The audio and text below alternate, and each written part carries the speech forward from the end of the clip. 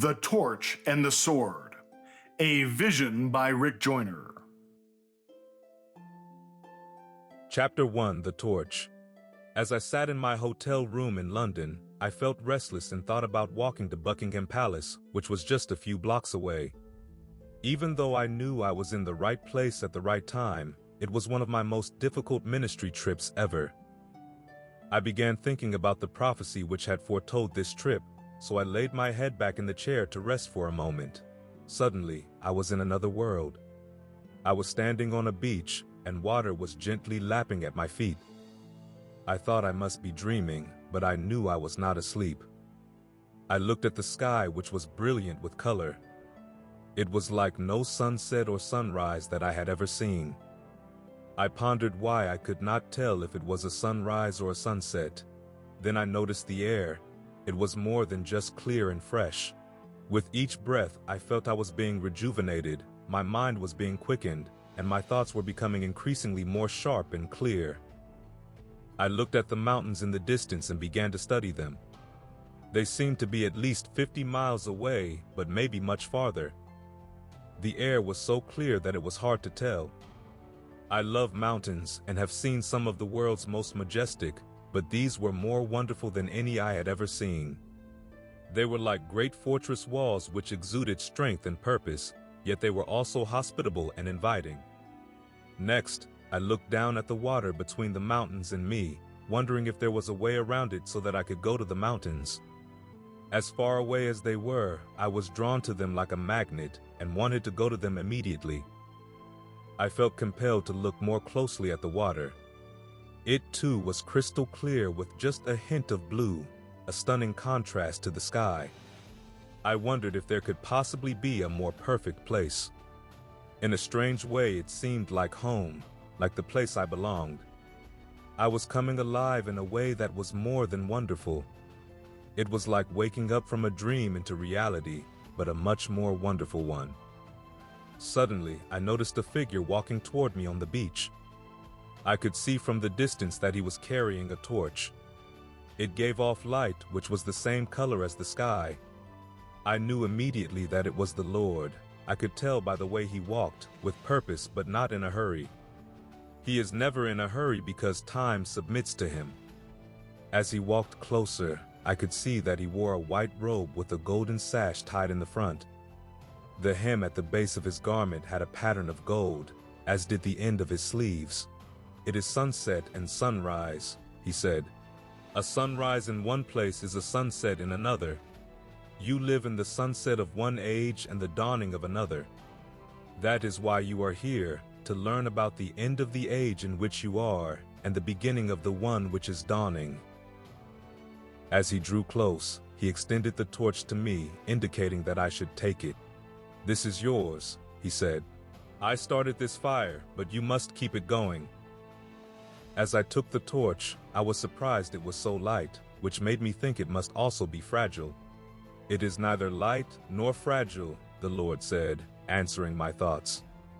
"It has more substance and more weight than the earth itself. This is the light of my presence. If I was not close to you, you could not hold it. If you drift from my presence, it will become heavy. If you drift very far from me, you will have to lay it down. Then someone else will pick it up and carry it. It is yours to carry for as long as you stay close to me." As I continued to study the torch, the Lord continued, "This torch breathes the air of heaven, not earth. No power on earth can put it out if the torchbearer walks with me in this realm. Its brightness and power depend on the life of the torchbearer and on how close he stays to me." I was still looking at the torch when the Lord began walking down the beach. He had only taken a couple of steps when I noticed the torch was getting heavy. I quickly caught up to him. Then another voice behind us started speaking. "Even the torch itself can distract you from following him." I turned to see a middle-aged man dressed in a simple monk's garb. He had a serious but cheerful face. He continued talking as we all walked. "In your times there will be as many who carry this torch as in all of the times before you. You will know these torchbearers when you meet them. You must encourage and help one another. Because none of you can stand alone, you must join with other torchbearers. When you do, you will be able to overcome the power of the evil that will confront you.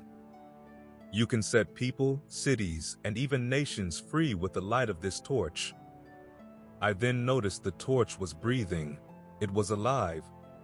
I grabbed it with both hands, and a surge of power flowed through me as if I had completed some kind of electric circuit. My vision increased, my mind became even sharper, and I felt my strength growing. I could not comprehend how anyone could lay aside such a treasure. You have not yet felt the pain of it, the Lord interjected. I uphold the universe with my word. It is my word that enables you to hold this torch. This torch is the light of my presence, and it is also what you call a movement. I am the living truth, and truth which is living is always moving. In the beginning the Holy Spirit moved, and he has not stopped moving. Life moves. The monk who was walking with us added, "In him we live and move. The Holy Spirit is always moving. When he moved upon the formless void, the chaos, he brought forth life." That is his purpose, to turn the chaos that evil has made in the world into the life of a new creation. When you move with the Spirit life, creativity will be the air your spirit breathes. "Who are you?" I asked. "I am the one you call Thomas à Kempis." "I am honored," I said. "I know your writings well. They sustained me through some dark times. In fact, overall, I think your writings are some of the most powerful I have ever found written outside of Scripture." Thomas continued as if he had not even heard my remarks. "The times of great darkness will soon come upon the earth. There was darkness on the earth in my time, but not such as you are about to see. Remember, you will never be in the dark if you stay close to the Lord. The torch you carry has been the source of every true movement of the Spirit. The leaders of these movements were all torchbearers. The movements that stopped moving, and therefore stopped living, did so because the torch was laid aside. If you are going to endure to the end, you must stay close to the source of this light and fire. He is moving, and you must not stop moving." The Lord motioned for Thomas to come beside him. As he put his hand on Thomas' shoulder, his affection for him was obvious. Men thought of Thomas as a humble laborer, one to cook, wash dishes, and weed the gardens, but he too carried this torch. From his post of washing dishes, he became more powerful than kings or emperors. He prophesied to millions over generations. Even today, my message goes forth from his writings to help prepare the coming ones. You can be more powerful washing dishes and staying close to me than you would be leading armies or nations but drifting from me. As we continued to walk, Thomas began to speak again. "This torch is offered to all of his messengers. Only a few have carried it, and fewer still have carried it for very long. Not many have learned to abide in his presence. If you will stay close to him, you will take what you see and feel here with you and impart it to many others. Many will be drawn to him by this. If you take this torch and then lay it down, you can also be used to do much evil." "How could anyone who has seen the Lord and carried this torch of his presence be used to do evil?" I protested. "This torch will give its bearer great influence. Those who have carried it and then laid it down often did so because they began to esteem the influence of the torch more than his presence. As they drifted from him, the torch became too heavy for them. They laid it aside and began to substitute their own words for his words. This is how the doctrines and traditions of men began to eclipse the influence of his Spirit over men. This has happened to every movement until now. Do you think you can do better than all of the other torchbearers?" I felt the seriousness of this warning. I knew very well my tendencies to drift from seeking the Lord and staying close to him. I also knew my pride and presumption at times to think that my thoughts were his thoughts and my words were his words. Even in the glory of his presence, as we walked, a chill came over me. Once I was given this torch, my failures would be compounded, with many more people affected. I thought about my previous failures in ministry and then my failure in business. Each one had been a little more devastating. Now my ministry was growing again. Could I carry the weight of this responsibility? In almost every way that counted, everything which I had started in the past had ended as a failure. Would it be any different this time? I thought. The Lord looked at me in a way that conveyed both kindness and forgiveness, but at the same time, I felt the severity of the warning I was there to receive. My spirit will go with you, and will convict you of your tendency to drift from me. Even so, you must follow my spirit. Even the torchbearers will not be forced to follow me. All will fall who do not love me more than sin and wickedness. All will fall who do not love the truth more than they love the praises of men. If you love me and my truth more than the idols that the world now worships, you will not fall. This will be your daily choice, to follow me or serve idols which can easily eclipse your affection for me. I gripped the torch much tighter. As I did, I felt so much energy flowing through me that it was as if every cell in my body was awakened and ready to spring forward. I thought about Romans 8:11, but if the spirit of him who raised Jesus from the dead dwells in you, he who raised Christ Jesus from the dead will also give life to your mortal bodies through his spirit who indwells you. Being close to him was causing my mortal body to come alive like I had never felt it before. Being awakened in this way, I began to realize everything in this place was alive, the trees and grass, but also in a strange way it seemed that the mountains themselves were alive. Even the clouds were somehow trying to speak. In a profound way it felt natural. It was right. I began to have a kind of fellowship with everything I could see. As I drank this all in, the Lord continued. It is now time to show the earth that heaven exists. Lower the torch to the sea. I lowered it to the water until it touched. Then I lowered it farther until it was completely submerged. The fire of the torch continued to burn brightly and even more beautifully under the water. Then the water caught on fire. Flames spread out from the torch and began to sweep toward the horizon. It proceeded slowly and steadily, reminding me of the way the Lord walked. I wondered if the sea was actually composed of some kind of fuel. As I looked at it more closely, I could tell that it too was alive. I watched as the fire burned. There was no smoke and no fumes. There was some heat, but it was gentle, a kind of penetrating warmth which seemed to release even greater energy inside me. As I stood by, it continued to increase. Soon I felt I could leap over a house or maybe even lift one. It was an extraordinary, wonderful feeling. As I became alive, I was joining a life force that gave me the strength of the whole. It was like experiencing a spiritual critical mass. Thomas was watching me closely and soberly. He then added, "As you abide in him and do his will, you will begin to flow with his life force, which is in all of the living. In this way, as we help others to come alive, the life grows in us too. Do not fall to worshiping this life force. You will only stay on the path of life if you seek the source of life." I knew this was another important warning, a trap which many cults and New Age movements had fallen into. Even so, I wanted to remember the feeling. I knew that everyone who ever tasted of this life force would be forever addicted to it, perpetually seeking it like a junkie seeks his next fix. Thomas, also obviously reading my thoughts, continued, "There is no intoxication like life itself. But remember that it is still intoxication. Many fall under even the slightest touch of his spirit and can become drunk in the spirit by just a taste of this. However, the priests had to learn to stand and minister even in the presence of his glory. If you yield your body to this life, you will be drunken. If you yield your spirit, you will be quickened, strengthened, and see even more clearly. You must train the coming ones not to seek to feel good and not to become intoxicated by this power, but rather to be sobered, able to see clearly and function in their duty. You will have forever to feel good after you have accomplished your purpose." The Lord turned and looked directly at me.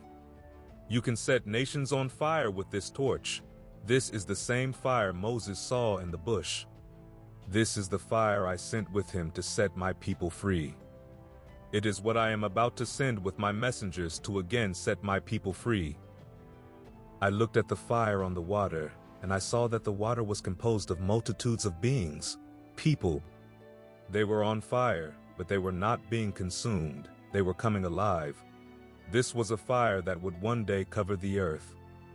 It would consume the wood, hay, and stubble, but it would purify the gold, silver, and precious stones in every life. I thought about what the Lord said in Luke 12:49. I have come to cast fire upon the earth, and how I wish it were already kindled. I looked over at Thomas. He knew what I was thinking. Yes, the time has come. The fire is now kindled. Chapter 2, The Messenger.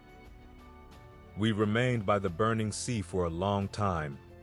The life, energy, and peace I felt continued to grow. It was like a rush of joy that did not pass away, but rather increased toward a certain fullness of joy.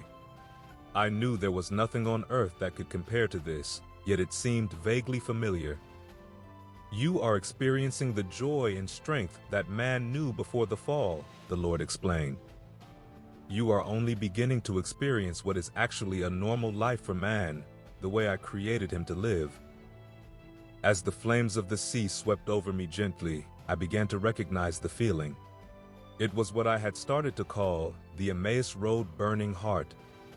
It is the way our hearts burn when we walk close to the Lord and He personally teaches us. I began to think of Adam, who had walked with God in the garden, and Enoch, who had walked with God so closely that he was translated straight into heaven. The Lord again answered my thoughts. When I walked with Adam, I taught him about the creation and his purpose for cultivating and maintaining it. I also gave him the freedom to be creative as he cultivated it. He was created to bear my image. To bear the image of the Creator, one has to be creative. In this we had great fellowship. True creativity can only be found by those who walk close to me. It is a relationship with me which few have experienced, but one I cherish very much. Some walk very close to me, even though they do not know my name. They do not know that I was made flesh and walked on the earth. The time has come for all who seek me and my ways to know my name and to know my ways, which were revealed when I walked the earth. When Adam walked with me, he was in harmony with the creation and felt the energy and strength you now feel. He was so full of life that he lived almost 1,000 years after sin entered him, and the discord of sin entered his soul. Great power is in life, but all life will lose its power if it does not stay close to me. Enoch yearned for what Adam had lost. He walked with me, and I began to teach him like I did Adam. He discovered the source of life, walking with me. The life became so great in him that he would have still remained on the earth if I had not brought him up to dwell with me here. He was too full of life to die, so I had to take him up. I am still learning about life, another voice behind me said. I turned and saw a man standing far away in a beautiful green meadow. His voice seemed to be much closer than he actually was. He began to walk toward us in a way similar to the Lord's walk, resolute but unhurried. As he approached, I noticed that his face was the same color as the sky, the torch, and the Lord's face. He also wore a garment similar to the Lord's. He walked up and took the torch out of my hand. I must bless you before you go. I must bless the torchbearers. The purpose of every movement on the earth is to compel men to do what I did, to walk with God until they are more at home in the heavenly realm than on earth. Man was created to dwell on the earth with his body, while his spirit soars into the heavens. Are you Enoch? I asked. I am, he said as he reached over and touched my heart. The fire burns, but what you lack is discipline and endurance. You walk adequately for short periods. Now you must learn to walk with endurance. You must resolve to walk each day in the domain over which the Lord has given you to rule. He has given you authority, but you must walk with Him in your domain. Only then will you be fruitful and multiply as you are called. Your domain is your garden. The path of life always leads to unity and harmony, with God first, and then with all that is His. This takes strength and endurance because the whole creation is now in discord and opposes unity. Enoch then took the torch and touched it to my heart. It caused a great rush of energy and power, and then a joy that almost could not be contained. When he pulled it away, the fire continued to burn inside of me, and the energy continued to surge in waves throughout my body. I knew I had felt this before. The Lord makes his messengers flames of fire. You cannot walk with God or fulfill his purpose for you on the earth unless you keep this fire burning in your heart. Lukewarmness is your deadly enemy. You must not let the fire wane by drifting from his presence. This fire which now burns in your heart must be given fuel each day. Its fuel is the atmosphere of heaven, which is the breath of God. What he breathes upon lives, and what he does not breathe upon dies. Seek this life and pursue it. If you do, you will leave a trail of life where the river of life will break out and flow. If you walk as you are called, you will help restore true life to the earth. Enoch then took my face in his hands and looked into my eyes. He was the very definition of graciousness. He seemed to be so saturated with joy and love that I felt he was the most like the Lord of anyone I had ever met. I felt that anyone who saw him would spend his life trying to be like him. I then realized the main reason he was looking into me was so I would look into him. I did. Then he released me and walked back in the direction from which he had come. Enoch has a special investment in you, the Lord said, as we both watched him go. He prophesied the coming of the mighty ones who are soon to be released on the earth. From the time he was allowed to see them, he has waited for this time. You are called to help awaken these mighty ones to their destiny. When they are awakened, they will have the heart of Enoch. Their might and strength comes from this torch which Enoch first picked up, and other faithful ones have kept alive on the earth. From among those coming, there will arise many like Abraham, Moses, Elijah, John the Baptist, Peter, Paul, and John. There will be as many as 1,000 like each of the great messengers in the age that is now ending. After each of the torchbearers departed the earth, they left their mantles of authority to be picked up by others. These have been divided just as mine were at the cross. When one has a part of a mantle and comes together with one who has another part, their authority will be magnified. Many of these mantles were hidden and kept for this time. These have been reserved for those who will be my messengers in the last days. It is true that spiritual authority multiplies with unity. One can put 1,000 to flight, but two can chase 10,000. The unity that these last-day messengers of power walk in will multiply the authority of the mantles they carry. The earth has never seen anything like what I am about to release through these messengers. They will walk in the fire of all who went before them. So now you must help them find their way and their mantles. Lord, here I feel I can do anything. Will I still feel this way when I return to the realm of earth? I asked. No. When you return, this will all seem like a dream to you. The earth is under a shroud of fear and doubt which is growing thicker and darker. Even so, this realm is more real than the earth. But those in your time who break through the fear and doubt to walk in the power of life here will exhibit the greatest faith, and they will be trusted with the greatest authority. You may only vaguely remember what you see and feel here. Even so, the yearning for what you are now experiencing has been imparted to you, and this yearning will not go away. It is real and will lead you to reality. You can have all that you experience here again, but you too must grow up into it as you walk with me on the earth.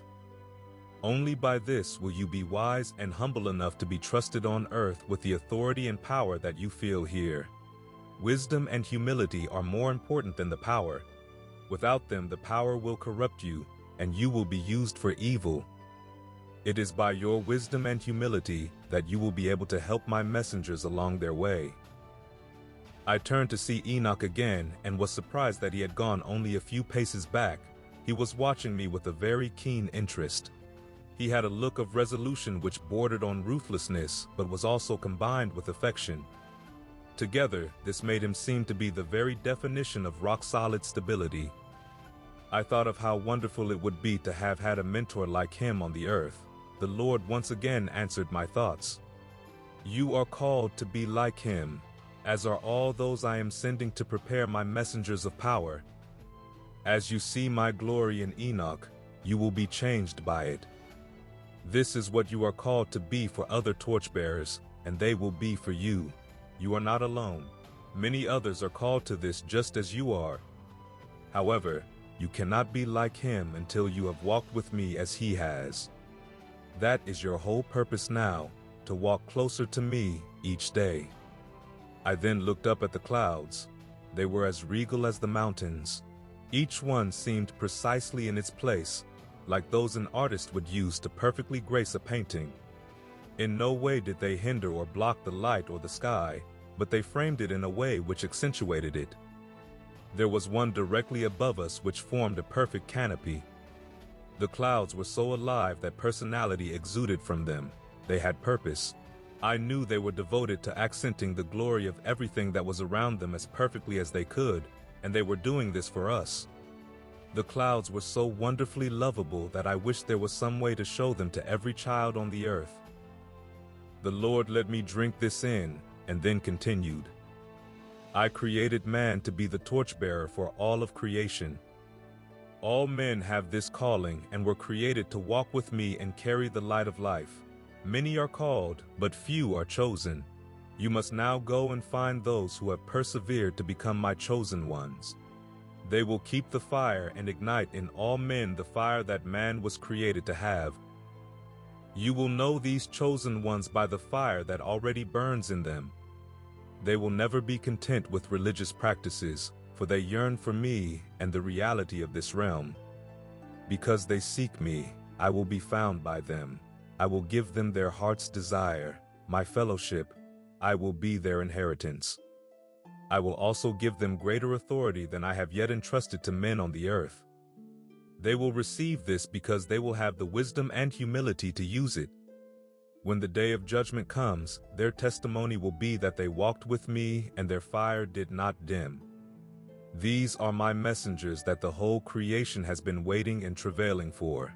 It is time for them to awaken. The Lord then stepped out on the water into the midst of the flames. I watched as he began walking toward the mountains. I knew I had to follow. As he walked out onto the burning sea, the torch became heavier.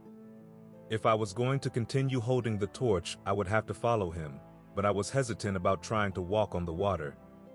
Finally, I determined to step out without thinking any more about it. When I did, I was able to walk on the sea as if it were a paved road. The fire on the sea was hot, but it did not burn me. Instead, like the torch, it seemed to be imparting energy to me. As we walked, he turned and said, "You are here because you have learned to see. To see is to evaluate and to seek understanding. This is the eye of the child. As long as you keep it, I can teach you and I can lead you. Those who walk with me grow in the strength which is in me. I gave all men the capacity for this, to grow in both natural and supernatural strength. Those who do not walk with me have a void in their souls for this supernatural strength. Those who do not walk with me turn to the evil one for power to fill the voids in their hearts. I give my power to those who are wise and mature enough to use it. The evil one gives his power to those who are foolish and immature enough to be used by it. The time is coming upon the earth when all must choose to walk with me or be taken over by the power of an evil greater than has yet to be known on the earth." As we walked, waves of fire spread out from us on the sea as if we were a wind blowing. When the Lord pointed in a direction, the flames intensified in the direction he was pointing. I tried pointing, and it did the same. Then the Lord stopped and turned to look at me.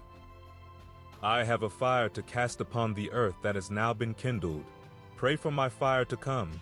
It will purify the earth. Pray for it to consume the chaff and to purify my chosen ones. I gave authority over the earth to man, and therefore I must be asked before I will move on the earth. This is the great purpose of those who walk on the earth, to know me and my will. Then they can ask for my will to be done on earth just as it is done here in heaven, and it will be done. What you will now see here is so you will know my will on the earth for your time. Suddenly, I was standing in a valley. Chapter 3: The Horse and the Girl. As I surveyed the valley, the first thing that caught my attention was a beautiful stream flowing through the middle. It was a natural setting, yet in some way it seemed wonderfully manicured. It was so seemingly perfect that I could not tell if I was still in the realm of heaven or back on the earth. Then I heard a noise above me and on both sides. It sounded like many thousands of stomping feet. It was an alarming sound, especially in such a peaceful setting. I knew right away that something was not right. A great multitude appeared all around at the top of the mountain. It was an army of some type. As I watched, they began to descend from the top, moving slowly, even tentatively, but relentlessly. I began to feel very strongly that this was an evil army with evil intent. Then thousands of vultures appeared like a cloud above them, circling as if waiting for a slaughter. I was appalled by what they would do to this beautiful place, not to mention afraid for myself since I was obviously hemmed in by this evil horde. "What are you going to do about it?" a voice behind me asked. I turned to see who was speaking and saw a large white stallion. It was beautiful, with muscles rippling even as it stood still. I had never seen such intelligence in an animal's eyes before, so I wondered if it had spoken. "What can I do about it?" I asked. "I see you are a torchbearer. This horse is for you," the voice continued. "You must learn to ride it if you are going to help stop the evil horde that is coming." "Is there time to learn to ride a horse?" I asked, looking around for the owner of the voice, since it was now clear that the horse was not speaking. "There is still time." Then a young girl, who seemed to be 10 to 12 years old, stepped from behind the horse. She was dressed in what appeared to be a school uniform, but it was covered with silver and gold armor, which was worn and battered. A sword was strapped to her belt. She was thin, with a beautiful face and brilliant blue eyes which were set in a fierce, penetrating focus. She exuded a boldness and confidence with a childlike purity that was stunning in its nobility. "I am here to teach you how to ride," the girl said. "We have time," she repeated as if trying to calm me. I was captivated by this little girl, but still agitated by the huge, dark force that was descending on us. I marveled at how calm she was. I wondered if she was just too young to understand what such a horde from hell would do to her and this place. However, as I looked at her, it was obvious that she had both experience and intelligence beyond her years. "I understand much more than you think," she replied as if my thoughts had been spoken out loud. "I am here to fight with you, but first you must learn to ride this horse. We do have time, but not time to waste. We must get started." "Let's get started then," I said, not wanting to waste a second. "I know how to ride a horse. Is there anything special I need to know to ride this one?" I asked. "I don't know," she answered. "I have never ridden a horse." "But I thought you just said you were here to teach me how to ride." "How are you going to teach me if you have never ridden a horse yourself? You will learn by teaching me. You will not be fully trusted with this horse until I have my own and can ride it as well as you do. You also must understand that this is not like any horse you have ridden before. Tell me all that you know," I replied. "Can we drink from this stream?" I asked, feeling thirsty and weak. "Of course, that is why it is here." I reached up and touched the reins on the horse. I gently pulled, and it followed me without a hint of resistance. When we reached the bank of the stream, I reached down and brought a sip of water to my lips. Immediately my eyes brightened and my mind became clear. As I continued to drink, I felt stronger. I gently nudged the horse forward, and it knelt down on its knees and drank. I had never seen a horse do that. The little girl did the same, getting down on her knees to drink. I decided to do the same and drank my fill. "Fear makes you weak," the girl said when she had finished. "You're a very wise little girl," I responded, thinking how truly extraordinary this child was. "How do you know so much, and how do you know about this torch?" Before she could answer, the increased noise from above caused us both to look up. There was obvious confusion in the ranks of the evil host. My eyes were so sharp now from the water that I could make out some of the banners over the different divisions. The banners I could see were named after different philosophies, religions, and strange mystical teachings, some of which I had heard about but were not very familiar with. There were other banners, but they were too small or far off for me to read. As we continued to watch, the confusion increased until some of the divisions started fighting with each other. A huge cloud of dust was rising, and battles were breaking out in all directions. Soon the entire horde was disappearing back over the tops of the mountains. However, they did not go far because I could still hear them and see the dust rising from the great commotion which was obviously going on among them, so it seemed we were safe for a while. "That is why we still have time," the little girl explained. "Demons hate each other as much as they hate us. They can't march together for very long before they start fighting each other. The only thing that can keep them unified is a battle with us. Their fear of us is stronger than their jealousy of each other. That is why we must be ready to defeat them when we fight. When we fight, we must destroy them completely." "You talk as if you are a seasoned warrior," I said, examining her armor. "Please tell me more." "I have already watched well-meaning but foolish people try to fight the evil ones before they were strong enough to defeat them. This only made the enemy stronger and more unified. Battles that are not fought through until there is a complete victory always result in our losing more ground to the enemy. Even though it was before my time, I was told that we once had control over much of this country. Now we are surrounded in this little valley. The next time we fight, we must win or all will be lost." Then she looked at me with her penetrating blue eyes. They were like the blue of the hottest part of a fire. "Retreat is not an option. We have nowhere left to go," she declared with more seriousness than I had ever seen in such a young child. This startled me as I had been looking around to see if there was any way of escape. "How old are you?" I inquired. "How do you know so much?" "I am 12, but I have been fighting since I was 5. I have learned much in the battles, but my wisdom comes from this river. This is the river of life. It gives the life which transforms experience into wisdom, the vision that is true. This is a beautiful stream, but hardly a river. This can't be the river of life," I protested. "It is. Here it is small because it is always as large or small as its demand. Not many will come here to drink anymore because they would have to get past the evil ones who have seized the high places. Most would rather drink from the polluted streams which are not under attack than from the true living waters which are now always under attack. Few are thirsty enough to fight for this, but there is nothing more worth fighting for that I know of." "Did you have to fight your way here?" I asked. "I did. I came right down that path," she said, pointing to a place at the far end of the valley behind me. "How did you get past the evil army?" I inquired. "Are there still gaps that you can get through?" "No. They have us completely surrounded now.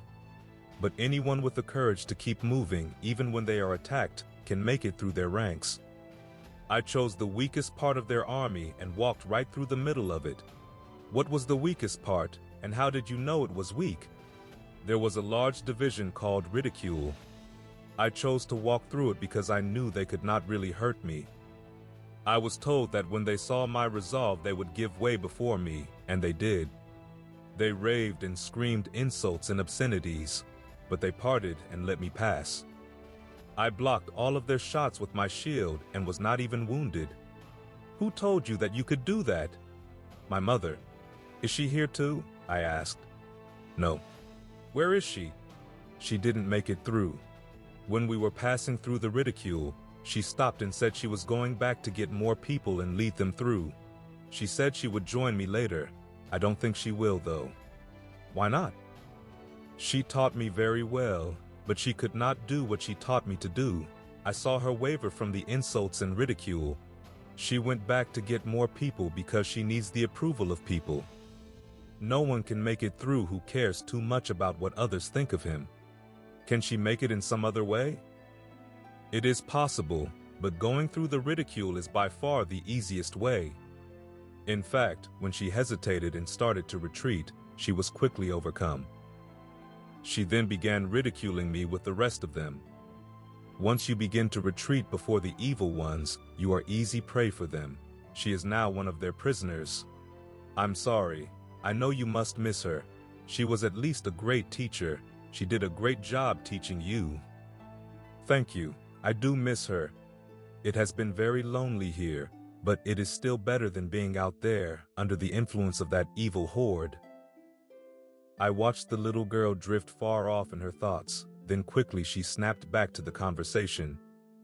I knew when we started it would be hard for her and that she probably could not make it. I also knew I could not let that stop me. The only hope for her to ever get free and be able to drink from this stream is for me to not stop until I have fulfilled my destiny.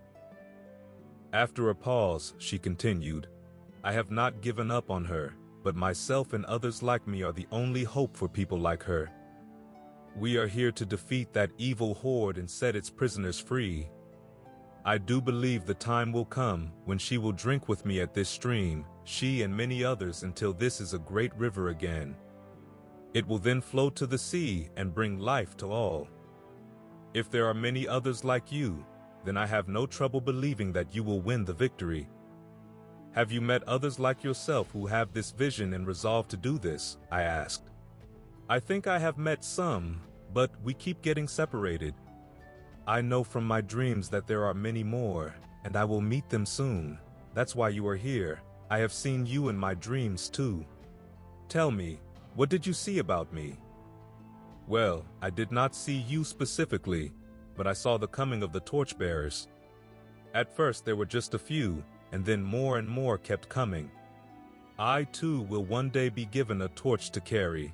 In fact, many of the torchbearers are quite young. As she was speaking, a large division of the evil army crested the top of the mountain and started down much more rapidly and in relatively good order. We watched transfixed as it advanced almost a third of the way down the mountain. Then it was attacked from the rear by another one of the evil divisions. Soon it sounded like several more joined in the assault on it. The advance was stopped at that point, while most of the column turned around to fight. However, a large part of this group remained at the point of its farthest advance and started setting up defenses, which quickly began to appear like a fortress. As I looked at the little girl, I saw her nervous for the first time. I then noticed that the horse was also agitated. What do we do now? I asked, surprised that I was asking a little girl for instructions.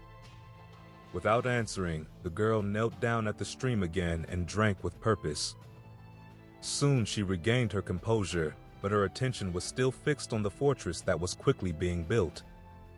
The horse had become so agitated that I was afraid it was going to run. I walked over to take its reins and was surprised by how it looked me straight in the eyes.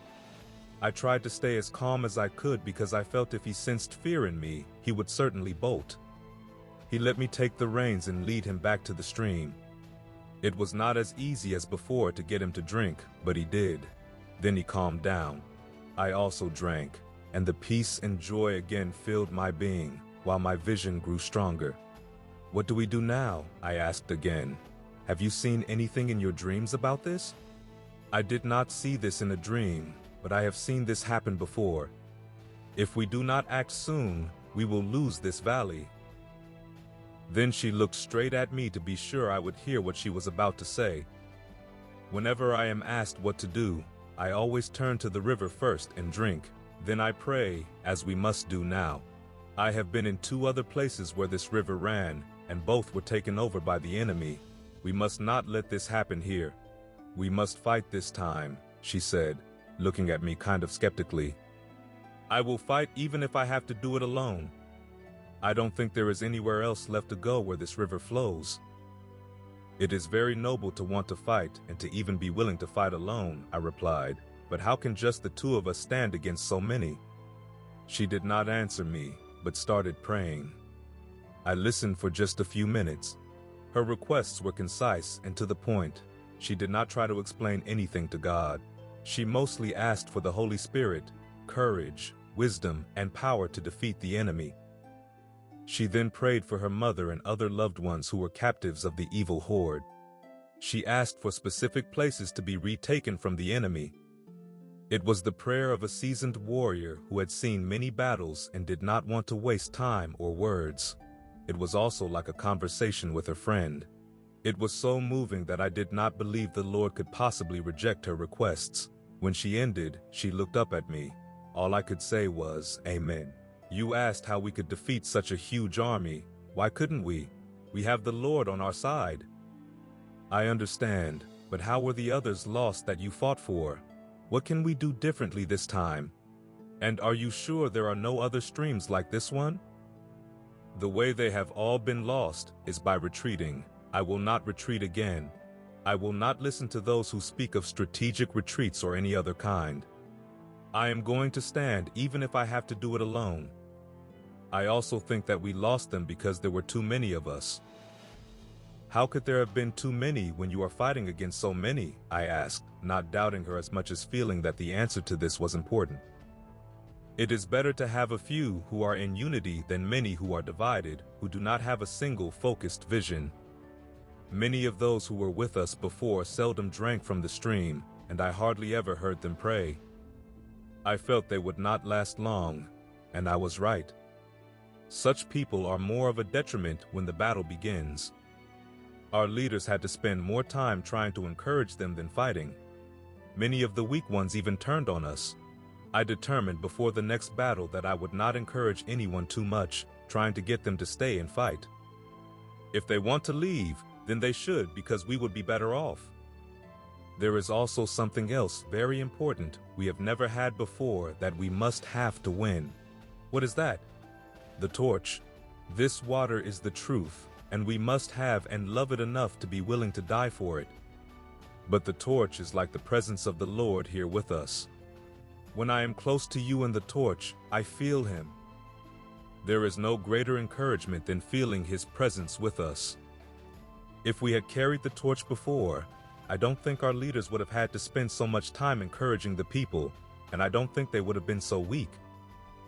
And yes, there are other streams like this one, but there is only one river. It rises out of the earth in different places like this. I have been told that they used to be very common. Now there are not many streams because so few have been willing to fight for them. I am not even sure there are any more like this one. Right now we need more true warriors, not more streams. I have heard that every time new streams break out, they are quickly lost because so few are willing to fight for them. This is why we need torchbearers. I know what you are saying is true, but I still don't know why more people won't fight to defend them. Are they always as hopelessly outnumbered as we are at this time? I do not believe in the word hopeless, but I think those who seek this river are always outnumbered. Like I said, I don't think the numbers are that important. We need more warriors, but we need more who are true warriors. I've heard some say that digging hidden wells is better than seeking the river because they are not as big a target for the enemy. Too many who seem to love this water also seem to have an already defeated attitude. This is hard to understand because if they would drink the water, they could not help but to believe and be strong.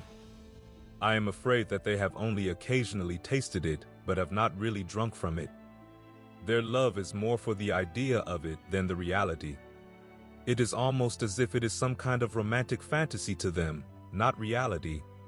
Do you know of any of the wells nearby? I asked. At the wells we must find some who are really drinking and who may be willing to join us in this fight for the river. I know of a couple of wells not far from this valley. The water there is good, but not as good as this. Most of the wells have been too shallow to last for very long. They also get muddy quickly. The wells do help some people, but it is only when the water flows like this in the open that it can turn a valley into a paradise like you see here. And this water must flow to stay alive and pure. I then heard footsteps behind me. I turned to see a man approaching.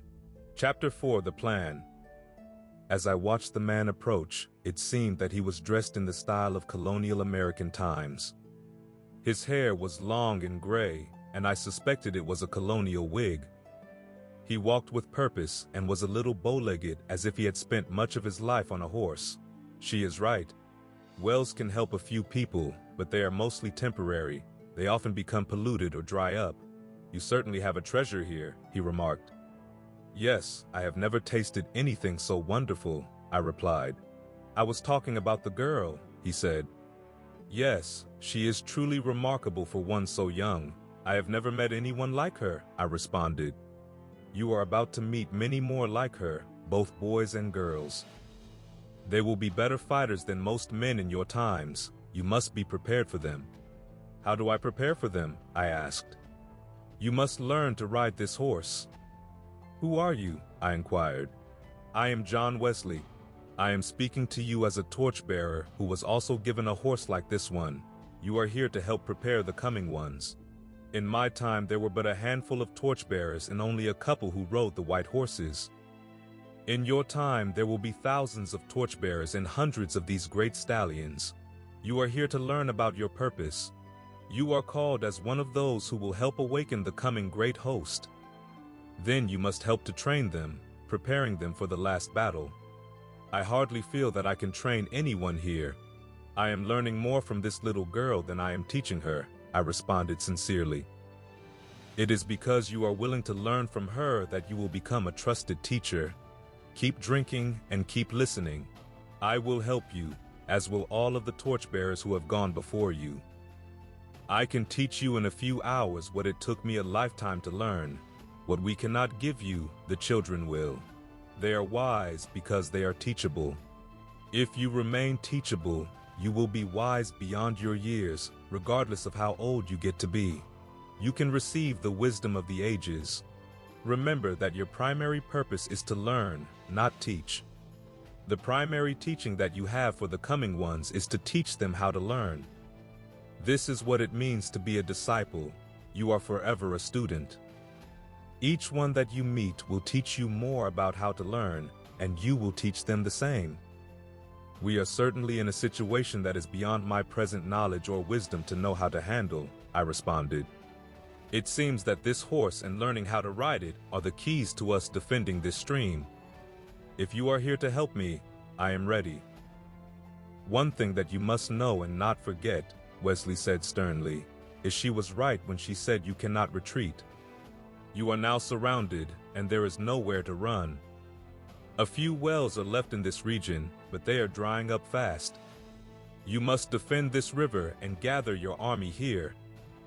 How do I gather an army if there are just a few wells in this region? Are there enough faithful ones to build an army? No, there are not. You may gather a few from them, but your army is the very one that is descending on you here. Your victory over this evil horde is to convert its soldiers. Then you must teach them to drink from this stream. You must add others to them, and they must go forth to conquer. I can also assure you that if you will fight and not give up, you cannot lose. Then the little girl spoke up. I knew it. Many of my friends and relatives are in that evil army. I knew they would one day be soldiers of the king. You are right, Wesley continued. You must do more than just set them free from their bondage. You must train, equip, and release them to go and recover the wells the enemy has stopped up and heal the streams of the river which have been polluted and buried. As I looked up and thought about the huge horde above us, I remembered what a great general once said when told that he was surrounded. Great. Now we have them where we want them. They can't get away this time. Attack in every direction. As I was thinking about this, I noticed Wesley looking at me. He asked, "Can you be so bold?" It doesn't seem that we have a choice, I replied. It is a remarkable thing. They are so numerous and have us surrounded, and we are so few, but they are in our trap. Certainly, only the Lord could ever pull off such a victory. And certainly it will be the Lord who gets the credit for it, Wesley and the girl both said. I looked at the fortress that the evil horde was building in the valley. Already it would be hard to conquer with many soldiers. I listened to the commotion of the horde at the top of the mountains all around. It was massive, multitudes and multitudes.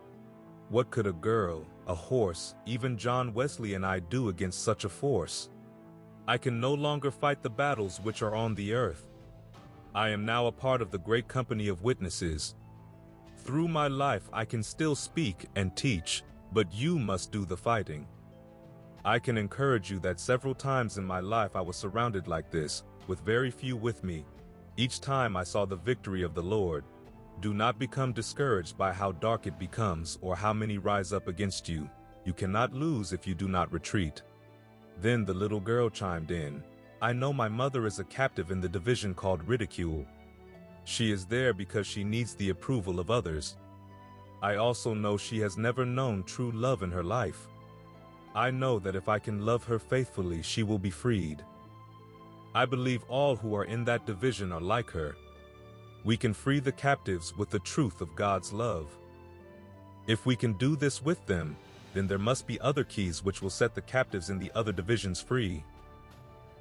Wesley did not say anything, but just looked at me to be sure I understood how true this was. It was obvious that this simple truth was the key to our victory. The truth of who God is can break any bond. I then had to ask, please tell me, why are some given a torch but not a horse? How can we use them together, other than just being able to cover more ground? Many have the honor of carrying a manifestation of the Lord's presence, but few are called to start a movement. The torches are all given to start movements, but not many carry them forward in such a way to start an advance of the truth. The horse represents the movement which you have been called to start. Movements have the purpose of taking ground back from the enemy. They are for establishing strongholds of truth, which the enemy cannot prevail against. These become safe places for the captives who are released from their bondage to be healed, restored, and armed to go back out into the battle. Many will draw close to those who have the torch, but they will only follow into battle those who have the horse as well. Your first mission is to defend this place.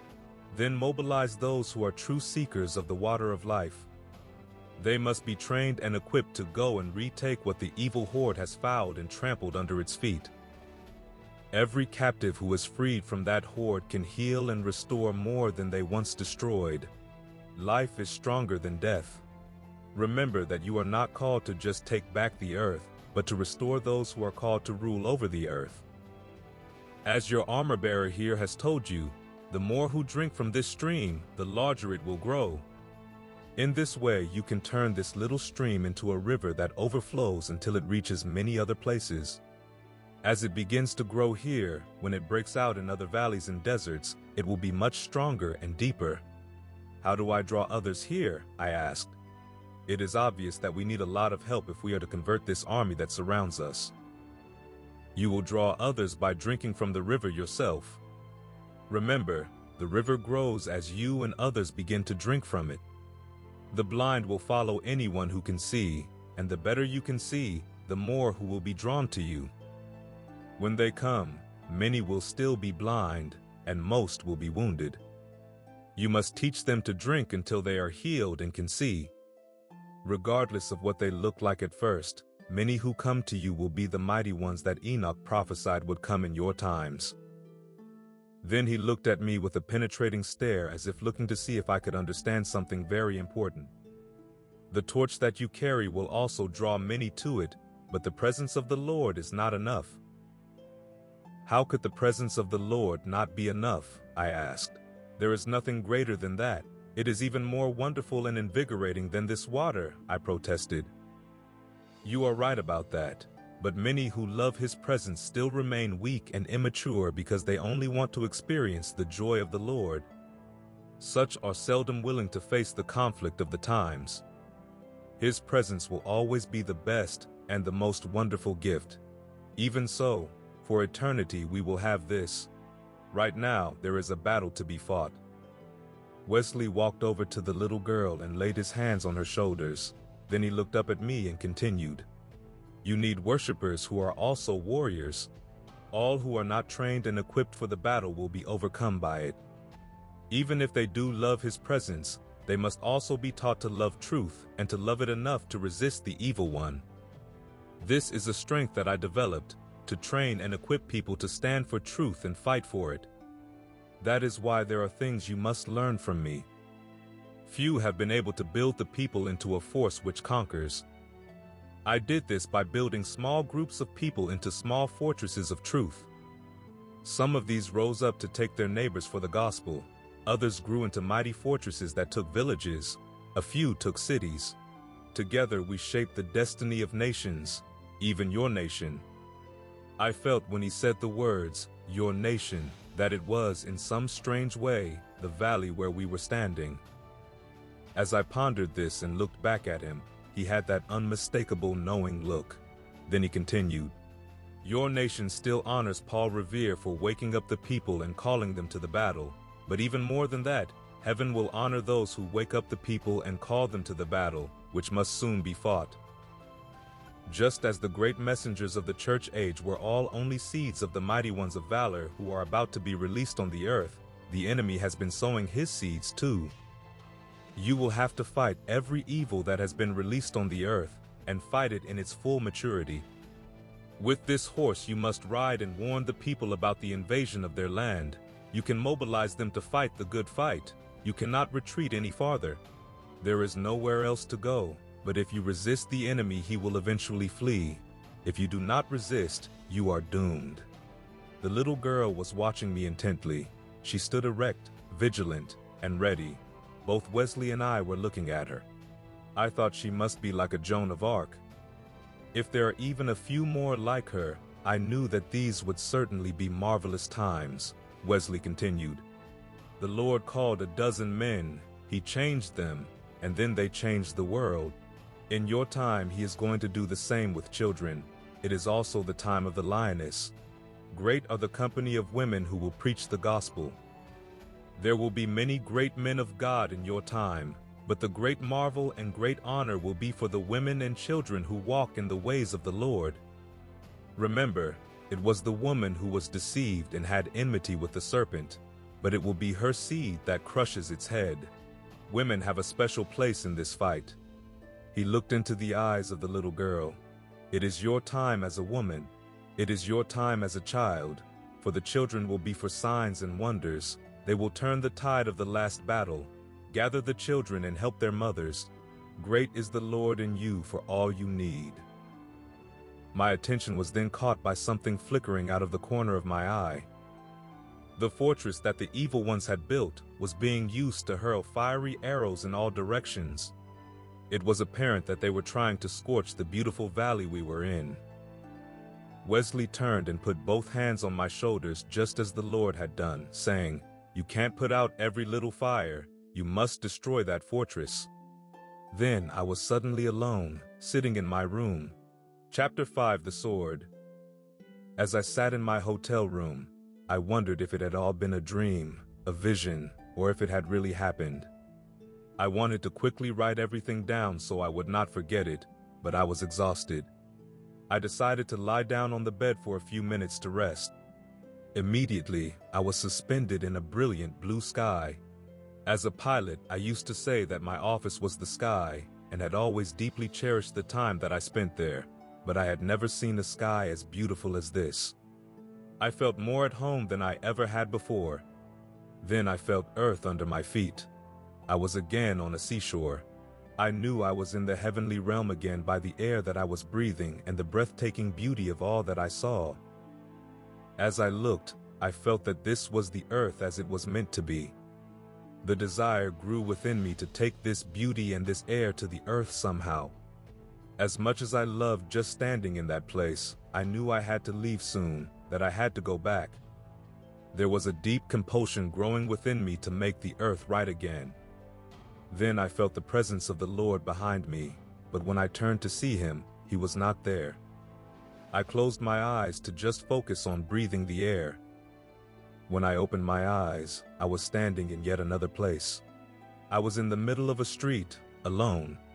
I did not recognize it, but I knew it was a street in London. The peace I had felt in the heavenly place was still with me, but fading fast as I looked at my surroundings.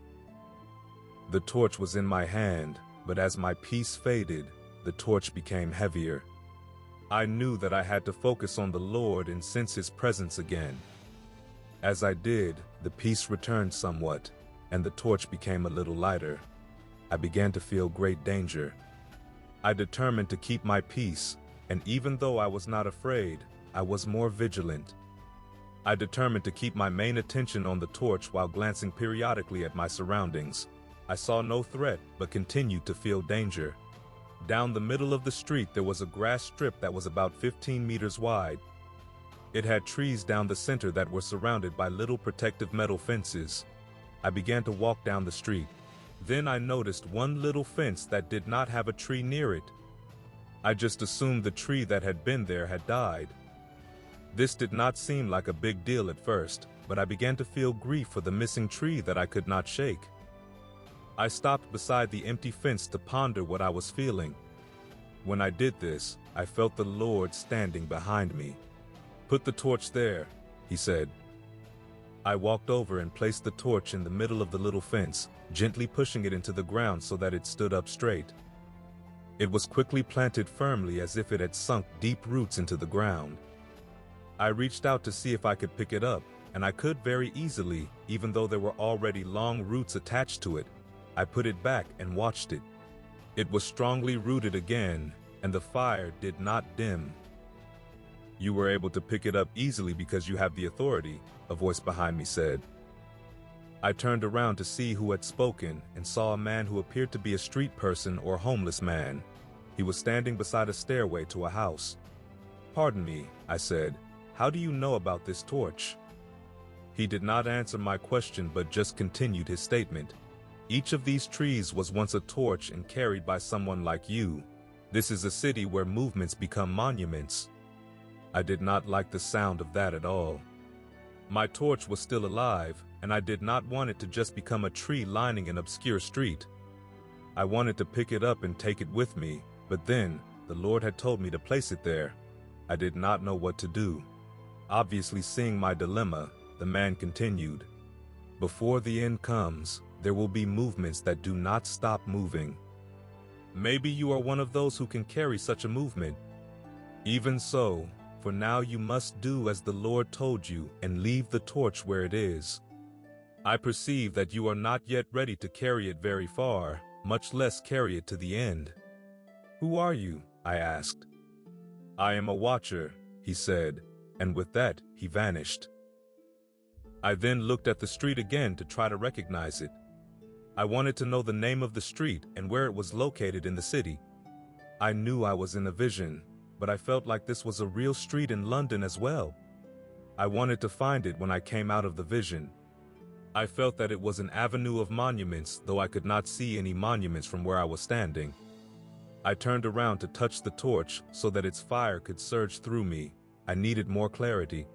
As I did, I was suddenly in yet another place, standing in front of the Lord. He was holding a large sword. The blade was brilliant, made of something that looked like silver, but it was almost transparent. It flashed with brilliant colors like a diamond. The thought came to me that silver would not make a very strong blade, and as the Lord often did, he answered my thoughts. "This is silver, but it is stronger than any metal. This sword is a divinely powerful weapon. It is the power of my redemption. The one who carries it must be in unity with my redemptive purposes. You must have a heart to redeem, or it will become too heavy for you to carry. You must be able to carry this too if you are to carry the torch very far." I continued to look at the sword. It was a plain design, and it did not just reflect light, it emitted light. The light coming from it was of many different colors, like light that has passed through a prism. The glory of the light that came from it made it the most beautiful sword I had ever seen, even though it was a plain design. It was as captivating as the torch. The Lord took the sword by the blade and extended the handle to me so I could take it. I thought it would be very heavy because of its size, but it seemed to not weigh more than an ounce or two. It will only become heavy if you try to wield it in your own strength. This is my word of redemption. It cannot be destroyed but will stand forever. This is from my armory.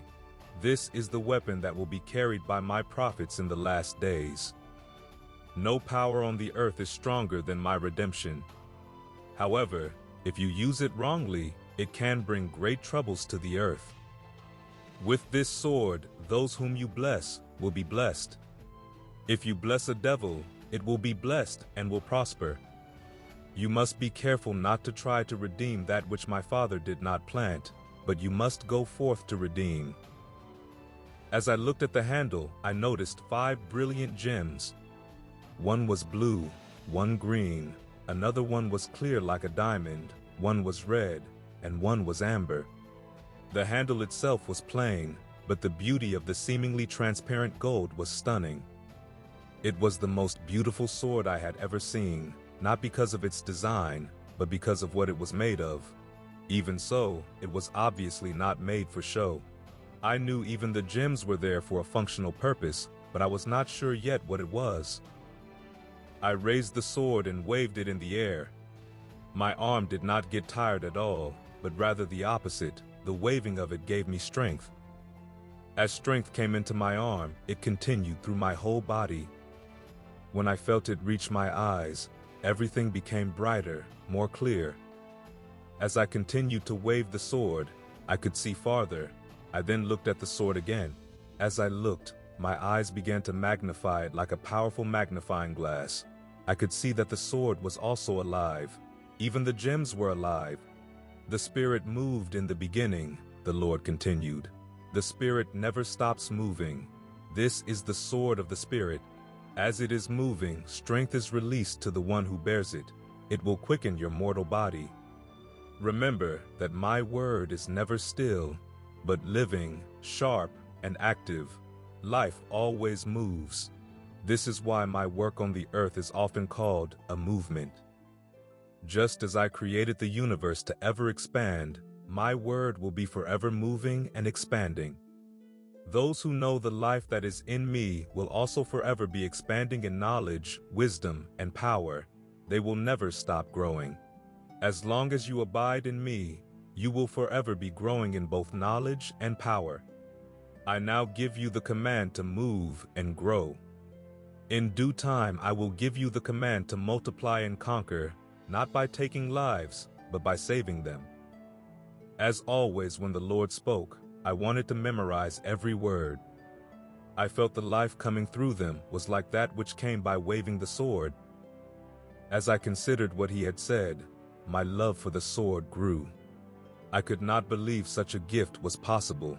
I wanted to hold it forever. What it imparted to me was different from the torch, but was just as wonderful. It strengthened me and gave me courage. I knew that together the sword and the torch would give me a clarity of perception that was greater than anything I had yet experienced. Even as I was thinking this, I could tell that I was not only getting stronger but healthier. I felt toxins in me being washed away. Then I began to feel a deep passion in my heart for this sword. I wanted it to touch everyone whom I loved. I knew if it touched those I did not love, I would begin to love them. What you are feeling is the passion for my word. You are holding my living word. This is what the true love of my word does. Those who have the true love of my truth love those for whom I gave it. The Spirit is again going to breathe on the scriptures, and this love for my word will come upon my messengers in your time, the Lord said very soberly. What a treasure, I continued to think. How could anyone not love this, I wondered. I badly wanted to start using the sword. Then I felt a strong compulsion to use it on myself, to plunge it deep into my own heart. Do it, the Lord said. I pointed its blade at my heart and thrust it into my chest. As I did, it disappeared as if it had been absorbed into me. There was just a slight tinge of pain, but when I looked, there was no wound. Then the sense of strength that I had felt it imparting to me grew much faster. In just a few moments, I felt as if I could fly, lift buildings, and even walk through walls. I began to feel that I could do anything because the power within me was so great that I did not have to obey the physical laws. I also felt there was no limit to how far I could see or how much I could magnify anything that I looked upon to see it in more detail. My mind then began to awaken. Understanding began to grow within me until I felt like the universe was opened before me, perceiving and understanding its secrets. This was another kind of incredibly wonderful feeling. I was seeing everything by the Spirit, not just through my own eyes and mind. I felt at one with everything that I looked upon. I also felt great love for everything that I looked upon. There was no earthly feeling that could compare to this, and it was growing. That is the power of my word for those who will receive it into their hearts, the Lord explained. To receive my word into your heart must be your quest every day. Then you will begin to see. Then you will have understanding. It was by my word that the universe was created, and it is by my word that it is held together. My word is the answer to every human problem.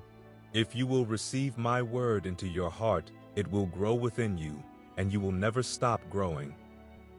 Your mind will continue to open, and your knowledge will forever grow. I created the mind of man to ever expand so that you could know me, my ways, and my works. You must receive my word into your heart first, then it will open your mind. If you only receive it into your mind, it will not live. My living word must be received into the heart first, and then your mind will open. I could not help but to think of the ancient controversy. Does one need to understand in order to believe, or must we believe in order to understand? I knew the answer. You are right, he said. Only when you believe can you understand. Even so, it is right to seek understanding. When your understanding ceases to grow, you have departed from the path of life. As long as you are on that path, you will grow. Your understanding will grow as well. As the Lord spoke, I turned to look at him. I began to see glory that was beyond any human language to describe. I physically felt the glory that I was seeing. I knew it was because he and the sword that I had plunged into my heart were one. When his word was in my heart, I was able to see his glory as never before. As I looked at him, my vision continued to grow. As it grew, I saw more and more of his glory. I knew this could be never-ending, and I never wanted it to end. I understood how the cherubim and angelic majesties who had worshipped before him for ages and ages were in a continual state of such awe and wonder that they never wanted to do anything else. I wanted to stand there forever and join them. This is a taste of the joy that is in true life, the Lord continued. True life is only found in me. This joy is your strength. For those who follow me, this joy will not only be theirs forever, it will grow forever. Now you must remember this. The joy of my presence can alone sustain you through what is coming upon the earth. You will know my joy, and it will increase in you, but to do my work on the earth, you must also know my sorrow. Then he turned around and I saw his back. He was still wounded, and the wounds were terrible. As I looked at them, they were magnified. I began to see darkness, disease, despair, and death. I felt grief and mourning that were worse than anything I had ever felt before. The grief grew to be as strong as the joy had been. I felt that I was gazing into hell itself. As I continued looking, I saw anger cascading into rage and murder until blood flowed like a river. I saw lust grow into a raging, hot disease that was erupting like a volcano, destroying everything in its path. Over everything I felt a gripping selfishness, which was the exact opposite of the oneness with everything that I had felt before, and it released a choking darkness that burned my lungs. It too was growing and expanding. When I felt I could not live much longer in the terror and despair that I was feeling, I cried out for the Lord to save me or kill me. The Lord turned around. My strength had left me. I collapsed to the ground and still wanted to die. Lying there, I could hear him, but he seemed to be very far away. I had seemingly lost all comprehension of the glory that I had seen just moments before. Could the darkness be that much stronger than the glory, I wondered. That was a taste of the power that you are facing in your times. If you had not first tasted of my glory, you would not have lived. I have overcome all evil, and you will come to know the power of my glory over all evil. But you must know the power of the evil that men on the earth are about to face. You must learn to walk in my presence in the midst of evil and prevail. If you do not abide in me, you will be overcome. I heard everything the Lord said, though he still seemed far away. I then felt something in my hand. It was the sword. It was moving back and forth on its own. It gripped my hand rather than me gripping it. Soon strength began to return to me. Slowly I got up. I felt filthier than I could ever remember feeling. Gradually, the feeling began to fade as if I was being washed by the gentle breeze which the waving sword was creating. Soon I was able to stand. Then I could see the Lord in His glory again. "What you saw is the burden that I carry," the Lord said. "You saw what is now happening on the earth. The darkness is growing too. The earth itself will not be able to bear the evil of man much longer and will rebel against man. Terror will increase as the earth begins to rage and travail. Man is about to know fear such as has not been known since the beginning. Those who abide in me will likewise rise in faith as has never been demonstrated on the earth before. Because of the fear which is now being released, I have reserved the greatest demonstrations of faith for this time. Lord, how can anyone survive?" I begged, still feeling a little shaken from what I had seen. The darkness even seemed to overcome the glory and beauty that I was beholding. "The time is approaching when no man can survive what they have released upon themselves, and they would all perish if I did not put an end to it. I will redeem the earth. In the greatest darkness, I will release an even greater light. The greater light is my love for the world and my redemption. You must learn to carry the torch and the sword into the darkness.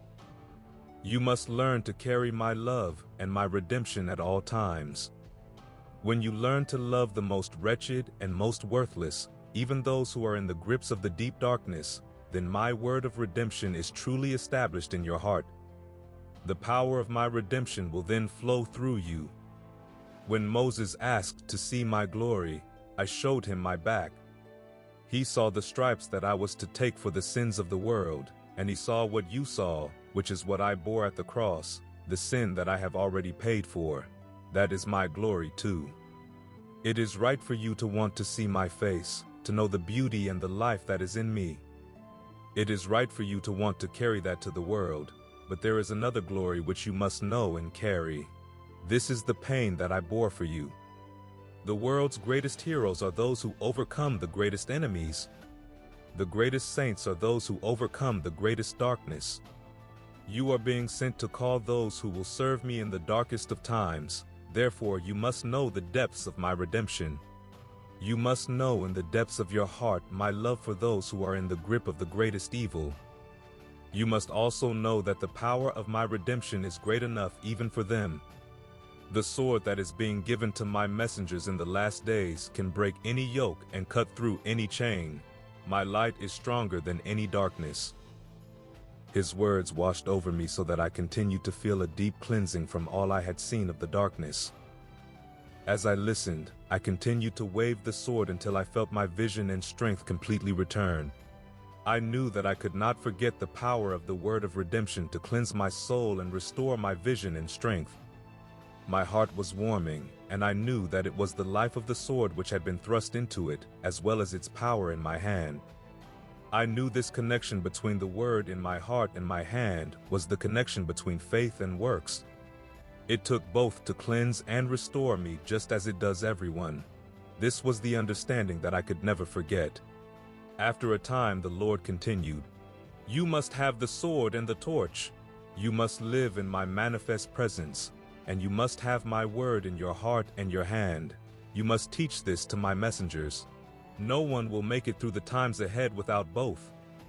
You must grow in the light faster than the darkness is growing.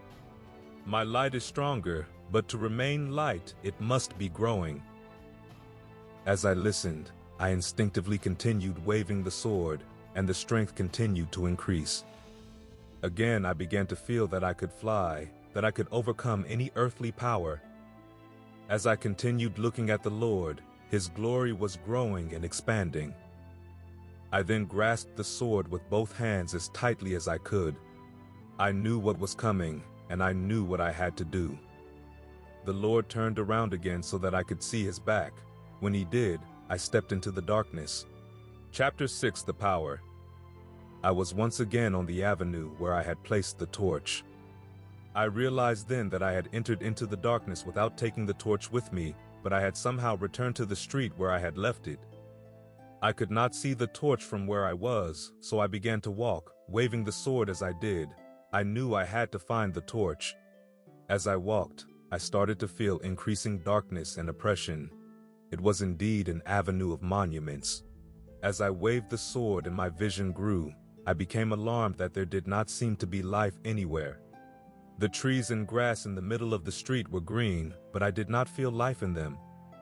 I suspected that they were artificial, but when I looked more closely, they had all of the functions of life, but were dead somehow. I continued to walk. It was a cold, damp, and dreary place. Finally, I came to a monument which was green and brown tarnished bronze and seemed to increase the dreariness of this place. The statue was fastened to a marble foundation, but it all felt cold and meaningless. Even so, I felt that it was the statue of a great person, though I did not recognize who it was. I continued on, gently swinging the sword, not knowing what else to do. Then I saw a golden glow in the distance. It appeared to be life. As I approached it, I saw that it was a tree. It was still rather small, hardly taller than I was, but I was astonished by what I saw as I stepped up to it. The tree was the torch that I had left. It had grown and now had branches. It was full of life. It stood out in this place like an oasis in a desert. I reached out to grasp the branch closest to me. Immediately it fell into my hand. It was a torch just like the first one, which was now a tree. "Take it back to the monument," a voice behind me said. I turned to see the white eagle. He was whiter than I had remembered him, having seen him before, but I thought it must be because of the darkness of the place we were in. I also knew that he had become even wiser. His talons stood out, sharper and more powerful, and his eyes were more piercing. "You were right to plant the torch. If you had held on to it, you would have had one good torch, but now you will have many." "How is that?" I asked. "And where are we?" "You are in the heart of a great city that has died but is about to live again. Is this where you're from?" I asked, knowing that it wasn't, but I wanted to keep the conversation going until I thought of something better to say. "I have friends here and a few disciples. They will help you with what you are here to do." "What is that?" "You have the torch and the sword, and you are here, so you are going to use them here." "I hardly know how to use them. They were just given to me." Sensing a bit of impatience rise in the eagle, I continued, "But I will do the best I can. Tell me what you know about my purpose here." "That's my job, and I will tell you all that I can. I'm also glad to hear that you do not know too much. You're safer that way. You will know what to do when it is time to do it. My young friends will help you." "Where will you be?" "I will be watching, just as I was when you touched the sea with the torch a few years ago." "A few years ago? It could not have been more than a couple of hours ago," I protested. "No, it was over 5 years ago. Remember, time in the heavenly realm does not seem the same as on the earth. I saw you when you did it. From the time the Lord gave you the torch until you touched the water with it was 3 years, so he gave it to you 8 years ago. I don't remember you being there. Where were you?" "Remember, I don't have to be there to see. I also saw the other gifts you received and those that you will soon be given. It is time for them, but there are still many things for you to learn. Your training is not over, but the time on earth is short. You must learn fast, and you must learn to teach others faster." I looked down at the sword and torch that were in my hands. I looked around and wanted to use them both, but did not know what to do with them. So I just held on to the torch and waved the sword. "I am here to help you get started," the old eagle said. "Others will help you along the way. Now, go back to the monument you passed, touch it with the torch and watch." The old eagle spread his wings and he lifted high on a wind that I could not feel into the dark sky. Even though he soon disappeared, I could feel him and knew that he was watching. I then began to feel many others watching me as well. I started to walk, holding the torch out in front, waving the sword as I went. I felt increasing strength, and my vision grew. As this happened, I wanted to attack the darkness. I was born for this, I thought to myself. Yes, you were, an unfamiliar voice answered. You and many others too. This is your time. Turning, I saw another eagle, much younger than the first. Even so, this young one seemed even more regal than the older one. It was the way he thrust his chest out a little more, and his wings were slightly open as if ready to soar at any moment. It was obvious that he had explosive energy but contained it with great grace.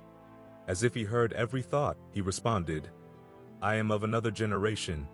I am not greater than my father, but I have been given more authority. I am here to awaken and guide the great champions who are now maturing on the earth. I will help you and the others who are to prepare them for what is to come. How will I prepare them? First, you will learn to use the sword and the torch for more than just edifying yourself. That is important to know, but it is just the beginning. When you have used what is in your hand, you will begin to understand the rest of what you are to be given. Then you will know what you are to do with all of your gifts. We began to walk. My eyes turned toward the trees that we were passing. I then noticed the fruit. It was beautiful, compelling, and I felt a tinge of hunger. Don't even look at it, the young eagle stated as if he had to repeat this often. Why? I asked. It looks like very good fruit, and I am very hungry. Then I sensed why I could not eat from them. These are all trees of the knowledge of good and evil, aren't they? They are. How did you know? They seem to be alive, but they're dead, and the fruit looks delicious. Why is it they are on this avenue of monuments, and why is it full of these trees? The monuments are to people who were alive but are now dead. These monuments are to people who were given life to give to the earth, but after beginning in the spirit, they tried to complete the work by their own wisdom and ways. By that they began to cultivate these trees. That is why they exist together on this road. This is one of the main avenues that the people of this city come to. They do not love these monuments, but the monuments make them feel secure and significant, as if they were the heirs of the greatness of those represented. They also love the fruit from these trees, even though it is poison to them and it kills them just as it killed their empire. As we walked, my vision continued to increase. I began to see that the street was very wide, well manicured, and would have been very beautiful in sunlight. It still felt dead. The young eagle soared above me, and I knew he was watching me closely and discerning my thoughts. What am I going to do here with the sword and torch? I asked him. First, understand these monuments. Even the smallest touch of life from God has the power to grow into that which would have restored the earth and made it a garden again. These monuments are to people who had life. They froze into dead monuments because they started thinking about how to build monuments to their own lives. There is no purpose in building monuments on the earth. They will all perish. What you are to build is part of the heavenly city. You will fail in your purpose if you care what men think of your work.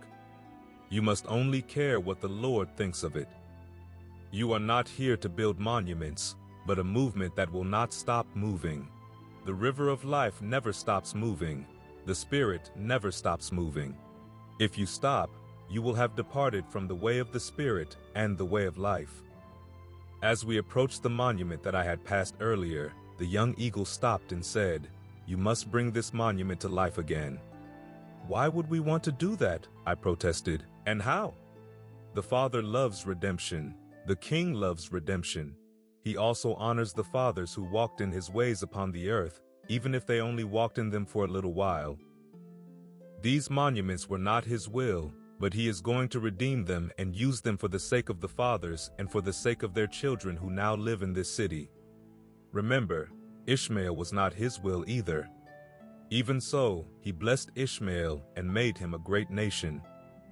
You will be surprised by how the sons of Ishmael will glorify the Lord at the end, and you will be surprised by how these monuments will also. If you want to stay on the path of life, you must love redemption the way he does. It is a part of your purpose to help redeem monuments. That is why you are here with the sword and the torch. But I thought they fell by building these to themselves, I protested again. How am I going to help redeem them? What will either the sword or torch do for these dead monuments? You will continue to walk in darkness if your understanding of redemption does not grow. You must honor these fathers and mothers. You must touch them with the word and with the fire. When you do, the life that was in them, which is eternal, will flow from them again. You cannot attain to your own destiny without the life that they had. The Lord is going to make these monuments live, and living water will flow from them again. This will be a token of his redemption power and his resurrection. These trees look alive but are dead, and their fruit is death. These monuments look dead, but they still have life in them. The life that they carried is eternal. Put the torch to that statue. I lifted the torch and put it under the face of what was a great English poet's statue. Quickly it renewed the bronze so that it began to shine. Soon the whole face was glowing. "That is enough," the eagle said. I backed up and watched. The statue was still a statue, but there was life in the face just as there was life in the torch and sword that I held. I then took the sword and plunged it into the heart of the statue.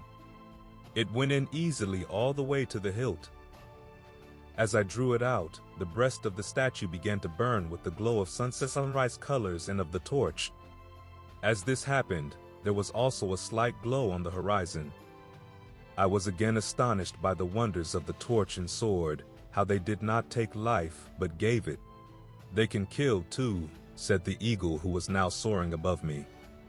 "They bring life back to that which had life, but the great danger is they can also give life to that which was dead." "What do you mean?" I asked. "You have the power of blessing in your hands. What you bless will be blessed, even if it is not what the Lord wants to be blessed. If you bless the work of the enemy, it will prosper. You must only bless by the command of the Lord. The enemy only receives his authority on earth from man. The greater the authority you have been entrusted with, the greater the harm you can do when you use it wrongly, and the greater the enemy is empowered when you give it to him. You have great blessing or great destruction in your hands. You must only build what the Lord wants built and tear down that which the Lord wants you to tear down. You have been given both tools and weapons. The more powerful they become in your hands, the more careful you must be." "Well, I think I should begin to kill those trees," I replied. "Yes, that you will do at the proper time, but now is not the time. For now we will concentrate on giving life. These trees are still useful to the Lord." "How is that?"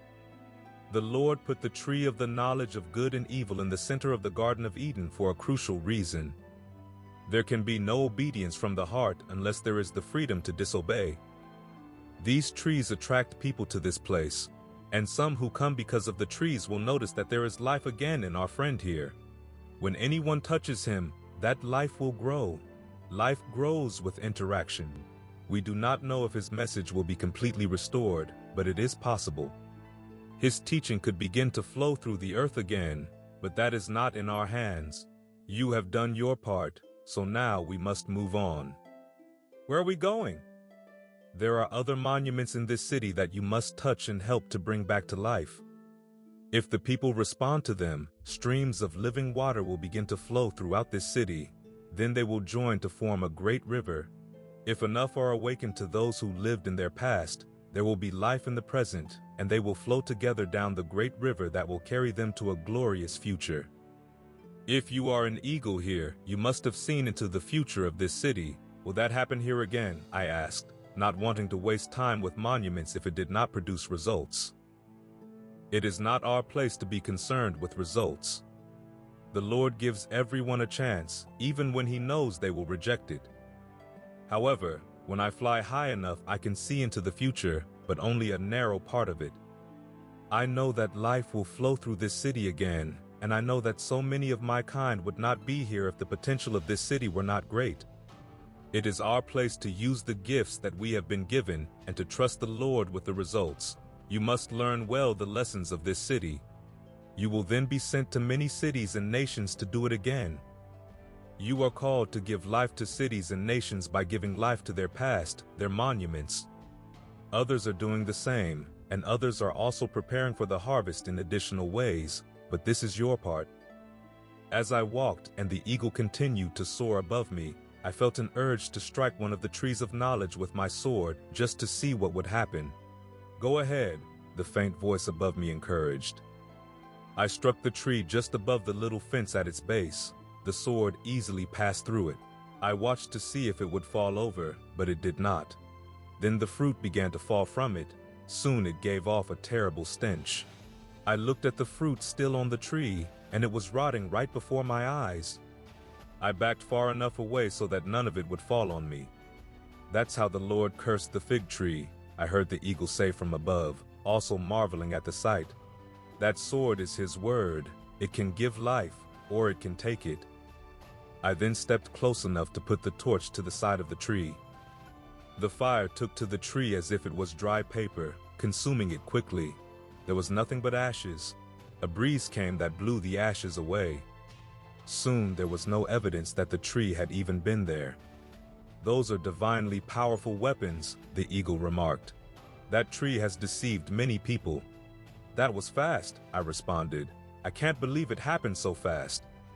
I wouldn't call 17 years fast, the old eagle retorted, having appeared seemingly out of nowhere. He was obviously irritated. You have both been very foolish. Remember, time is not the same here. That is why on the earth patience must be joined to your faith, or you will miss the timing of the Lord. We will have to return to clean up this mess, he said, departing as fast as he had come. He seemed to be in a terrible hurry.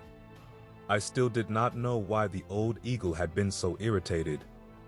I could also tell that my young eagle friend was likewise confused. I was sorry that he had not explained it to us.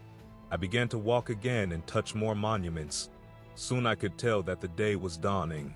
It was not as dreary either. I knew the sun would soon break through the fog.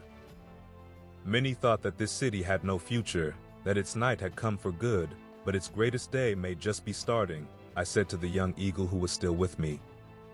I could feel a great hope rising in me for the city. I then noticed that he did not seem to hear. He was trying to look far away into the future. I too became lost in my own thoughts. I began to think of the valley, the horse, and the little girl. I wondered if rivers of life were about to begin in this city again. I wondered if there was a connection so that they could flow into that valley also. I became deeply concerned for that brave little girl. Her grace, wisdom, and maturity so far beyond her years made her one of the greatest treasures I had ever found. I wanted to get back, but I knew that what I was being given here and what I was learning was part of the plan for her and the valley she was trying to defend. I looked up again at the eagle. He had obviously seen something, but I could not tell if he was rejoicing or alarmed. As I looked up at him, I soon began to feel what he felt. I knew that my training was almost over. The alarm was about to be sounded.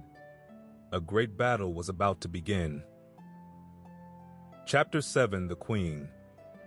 The young eagle landed beside me. I know what you are about to tell me, I said. The young eagle looked at me with raised eyebrows and then continued with what he had started to say. Things are happening faster than I thought. For the first time, I did not want to fly higher so I could see farther. I was not ready to see what I did. I must gather the other eagles and find our father. The future is very dark. Keep going, and I will see you again soon. He was off before I could protest. I was sorry I had been so quick to speak, implying I already knew what he was about to say. I knew his news was bad, but I did not know the details. My stupid pride, I thought. I resolved never to try to do that again. It always seemed to cost me knowledge. I walked on, waving the sword and holding the torch as close as I could, wondering what the young eagle had seen. I then came upon the statue of a lady. She was astonishingly beautiful, and I presumed that she had been an English queen. As I looked at her closely, my heart almost stopped. Not only did I know her face very well, but she was alive and pointing her scepter straight at me. Eagles sat on her and were all around her base like pigeons usually are around statues. They too were all looking at me. When she spoke, it was with a dignity I knew very well. and she had an authority which made me tremble. "You're the little girl I left in the valley. How did you get here, and how is it that you are a monument?" I stammered. She did not answer, but she looked at me curiously. One of the eagles then spoke. "You forget that time here is not the same as in the earthly realm. However, this is not the girl you have seen, but she is a descendant of Our Lady." I turned to the lady. "I'm sorry. I was just shocked when I saw you since you look so much alike." The great lady seemed to disregard what I said and continued to hold her scepter out toward me as she began to speak. "Will you awaken mothers to the glory of their calling? Will you give my daughters swords and torches? They are the ones who keep the torches alive, and they will wield the sword wisely. My daughters will stop the death and bring back the life." I stood in speechless awe. Her words came with authority and nobility, which were as beautiful as she was. I did not want her to stop speaking because her words were so exhilarating. "Are you Elizabeth?" I asked. "No." "Are you Mary, the mother of Jesus?" Gazing at me with eyes that were warm, yet firm, it seemed that the faintest smile crossed her lips as she answered. "You know me. Elizabeth knew me. Abraham searched for me. I am not Mary, but I too am a mother to Jesus. I am Jerusalem above. I am your mother too, because I am the mother of all who worship in spirit and truth." As I looked at her, I thought how she seemed to be motherhood in all of its glory. Her words did not just impart truth, but life, hope, courage, and strength. It was impossible to consider that a woman could be more attractive, and yet there was not a hint of seduction or sexual attraction. I just wanted to get as close to her as I could. Her presence was so warm and inviting that I began to move closer. I could not help but marvel at how anyone who was such a light could be on this avenue of monuments and not wake up the entire city. "Why are you here? Why are you in this city?" I asked. "How could anyone with such grace and life be on this avenue? Why are there not multitudes sitting at your feet?" "Men have made many monuments to me, but I have never died. Many have tried to bring me down to earth. They have mostly been those who have sat at my feet trying to use me. They try to bring me to earth through their own works rather than faith, which alone can establish me on the earth. You can see me as you do now because of the vision that you have. If your vision was greater, I would be even more to you. You are actually only seeing a little more of me than those who only see a bronze statue. I do have some in this city who have begun to see me as more than just a statue. That is why I am alive here. As their vision grows, I will be revealed more and more to this city. When they start to believe their vision in their hearts and not just their minds, I will be free from this avenue of monuments and will be raised above the palaces and castles of men. When that happens, the king will come to this city." Then she looked at my hands and another faint smile creased her lips. "You have the torch and sword. It is time for them here. No one can see me who does not honor the fathers and mothers. If you honor the fathers and mothers, you will give swords to the sons and the daughters." Her words were like fire and honey together. They burned, but they also sweetened and soothed. I could not imagine anyone not wanting to stay as close to her as possible. She too could obviously hear my thoughts, and she answered them. "As I said, most only see me as a monument, cold and tarnished. When people begin to see me as I am, they are drawn to me like a nursing child to its mother. I too have been made to be a desire of every searching heart. The king and I are one. You must remember this. It takes the light from both the fathers and mothers, sons and daughters, to reveal me as I am. I am much more than you are seeing now, and I am also as the child you met in the valley. No one can see me as I am if they do not see the glory of spiritual motherhood as well as fatherhood. Because many honored only the fathers and not the mothers, they and their fruit did not remain long on the earth. You must honor the fathers and mothers to bring forth the sons and daughters. No one can see me as I am who does not see the glory in the children.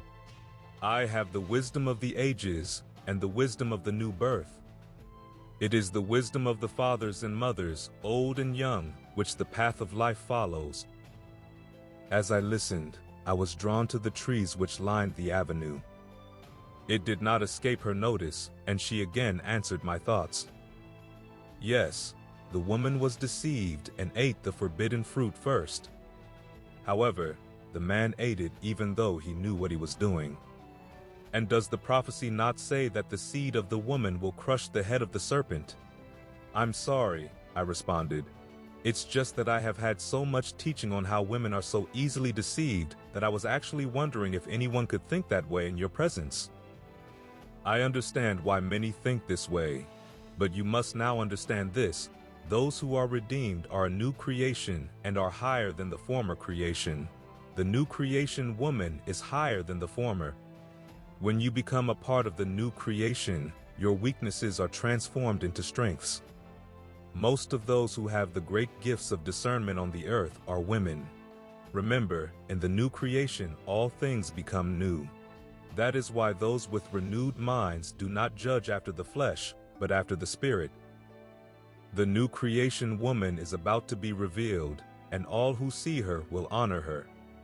Neither my sons nor my daughters can see me as I am unless they begin to look at me together, opening their hearts to what each other sees. My sons and my daughters must prophesy. You must give torches and swords to my daughters as well as my sons, or you too will end up as just another statue on the street. You are concerned that the daughters are easily deceived. All may be deceived, but the wisdom of women could keep you from much folly, like the folly of cutting down that tree. When she said this, I shuddered. I knew immediately that something more terrible than I had imagined had happened. I just used my sword to cut down a tree which was bearing evil fruit. How could that have been bad? What kind of problems could that have created? I asked. You did not plant a righteous tree in its place. Now it has sprouted again, and the power of evil within it has multiplied.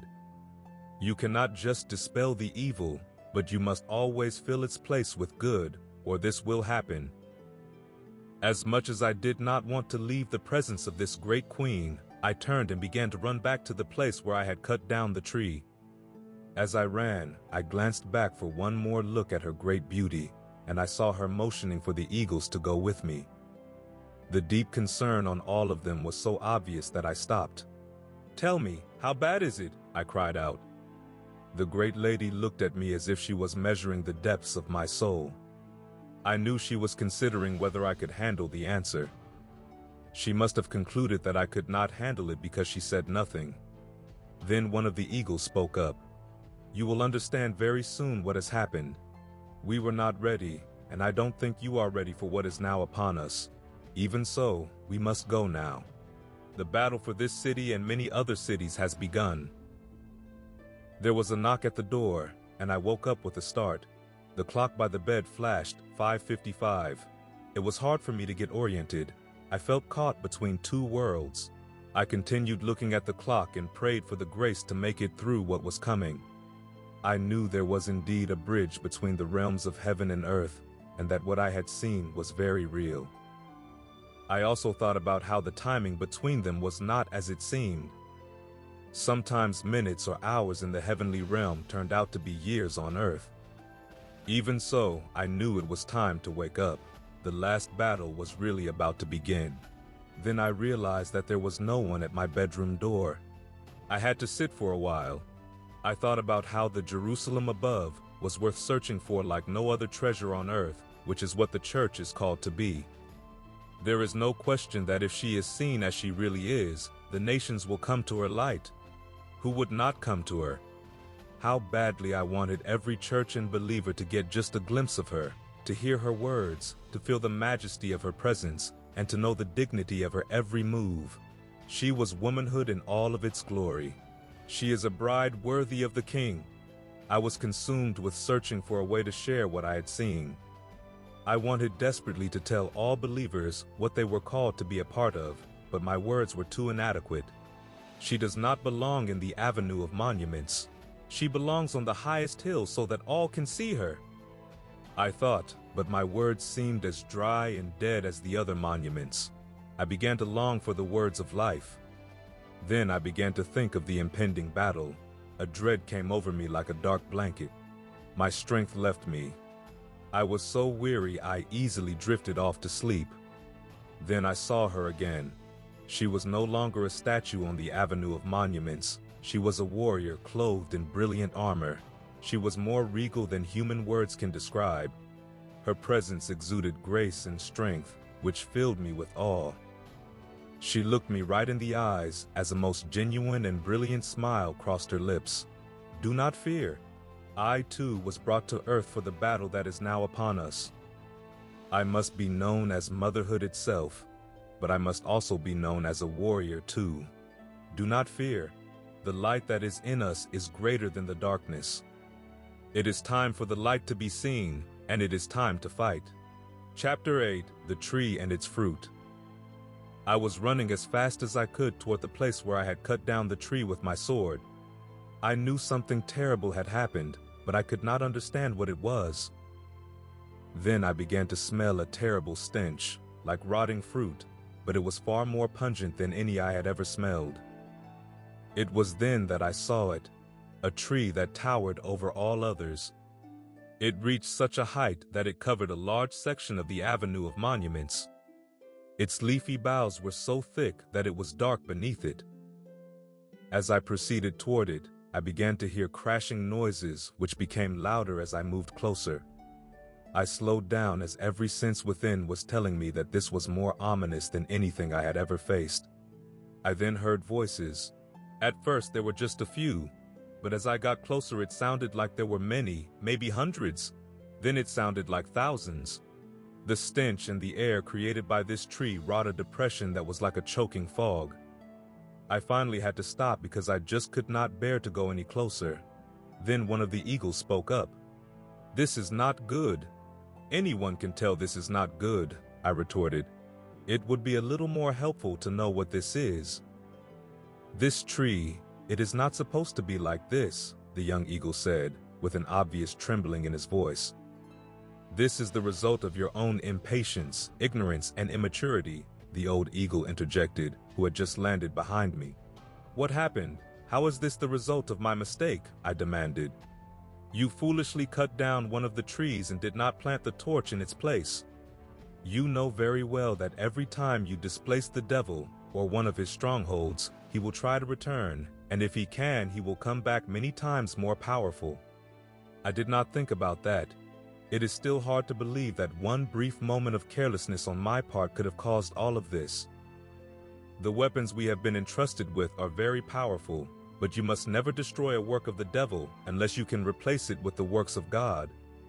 If you destroy a planting of the devil, you had better plant that which is of God in its place and be ready to defend it, the old eagle elaborated with obvious chastisement in his tone. "But the eagle who was with me told me to go ahead when I wanted to cut down the tree," I protested. We both felt it was the right thing to do. The young eagles are here to help you, and they can help you, but they are still young eagles. It does not matter who is with you or who agrees with you. You are always responsible for your own actions. Many who are given great knowledge do not have great wisdom. You have walked with wisdom himself, and he abides in you. It is wisdom to inquire of the Lord before you use the authority and the weapons that he has given to you. Wisdom may still speak to you through one of us, but he will mostly speak to you through your own heart. Your obedience is to him, not to young eagles or to old ones.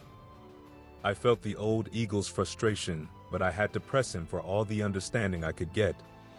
I was overwhelmed by the thought of having caused such a great problem. If I had planted the torch in its place, I would not have had it to continue touching the monuments with, I protested. First, you should not have cut down the tree without the command of the Lord. Then, if he commands you to do such a thing and you have to plant the torch, you do it even if it means waiting for a time. Every time you plant this torch, it will multiply. Everything planted which is the Father's will bear more fruit and multiply. It may seem incomprehensible to you to have to wait for that because you are so impatient, but his kingdom grows more through the patient bearing of fruit than through attacking the works of the devil. There is a time for attacking the strongholds of the devil, but that is never the main work of the kingdom. Remember this, you will not be judged by how many monuments you awaken, even though it is a part of your calling. Neither will you be judged by how many of these trees planted by the devil that you cut down. You will be judged on how obedient you were. Now, this lesson is over. We have a great battle on our hands. It is certainly wisdom that we now press on without delay. This tree is still growing, and the enemy means to have this city, which cannot be allowed. I started walking forward again. I knew that the old eagle was telling me the truth. I had foolishly used what had been entrusted to me, and now I had brought on a great conflict which had not been necessary and one that we were not ready for. All of the eagles were walking beside me, including the older one. "Couldn't you be a little more helpful by flying?" I asked. "It is hard to fly in this kind of air," one of them answered with the obvious agreement of the rest. "Hard? Well, it's hard for me to walk, but I know I must do it. Can you fight on the ground like this?" "Not very well," the old eagle confessed. "You are right, we must fly." With that, he lifted slowly into the air, and the others began to follow. They did not go far or very high, and I was glad that they didn't. The farther we walked, the more evil it felt. I did not want to go on. The depression grew into a gripping fear. Soon, I wanted to just abandon the whole city and start again somewhere else. If the eagles had not provided the company and covering above me, there is no way I could have continued. Even so, I was going slower and slower. Shortly, I was gasping because of the great stench. While still at a distance from the tree, I could see what was making the crashing noise. It was the fruit dropping from the tree. It was so heavy that it crashed through the roofs of buildings and houses. When it hit the street, it splattered with such force that it was like a bomb. When each one hit, a putrid fog would rise from where it fell. Then I saw where the voices were coming from. There were great crowds of people who had come to eat the fruit. They were devouring it as if it were a delicious delicacy. It was so repulsive that I had to turn away to keep from vomiting. I felt the old eagle standing beside me.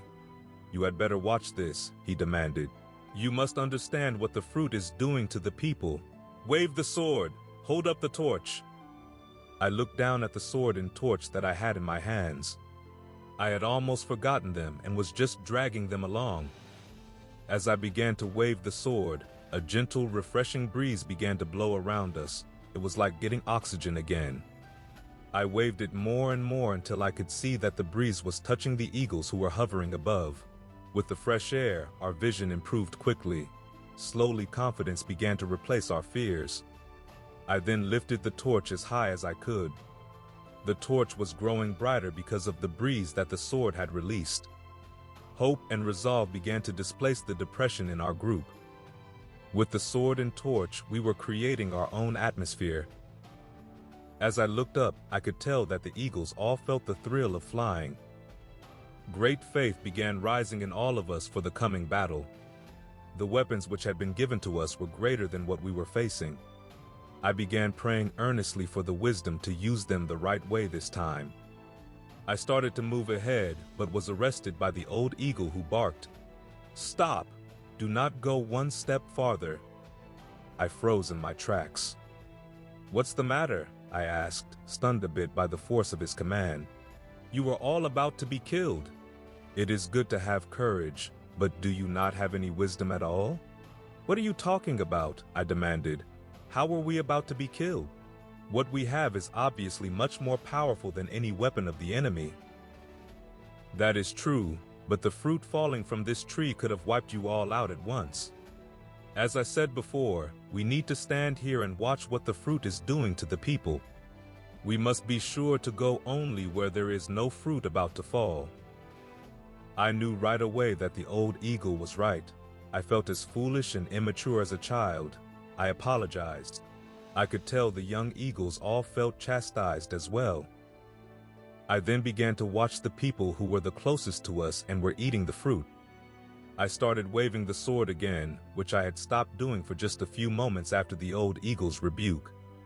I was surprised by how foul the air had become in just those few moments. As I raised the torch again, light came back into our eyes so that we could see better. However, it soon became obvious that the people in the fog could not see us at all. They seemed to be almost totally blind, only able to see for a few feet or so. This caused them to grope like animals for the fruit for which they seemed ravenously hungry. As the people ate the fruit, they became pale and grew thinner. Some were gorging the fruit down as if they were starving, and the faster they ate, the faster they lost weight as diarrhea was flowing from them. This was a large part of the stench, but these people did not seem to even notice. As they continued to eat, sores began to grow on them. The pain from the sores was obviously excruciating as they brushed up against one another, causing them to strike at the person they had touched. This drove the people farther and farther from each other. We watched until those we were observing began to die. Some began to kill others who got close to them. Violence was growing, and so was the paranoia and depression. I could not imagine a scene out of hell itself being any worse. The devil does not just like to kill, but he loves to torment, the old eagle remarked. In everything he does, he tries to reduce human beings to the lowest animal state. He thinks if he can cause such humiliation to men who were made in the image of God, it is a way to mock God himself. It was a terrible, grotesque sight, and steadily getting worse. As the depravity grew, it was soon hard to believe that these were humans. A pack of dogs has more dignity, I thought. I then noticed the blood on the ground. It was being sucked into the earth as if by a slow but powerful vacuum cleaner. As I watched, I could tell it was being drawn into the roots of the tree. The blood was its food. In the place where there was a terrible battle and much death, I looked up and could see that the branches above it were growing faster and producing more of the deadly fruit.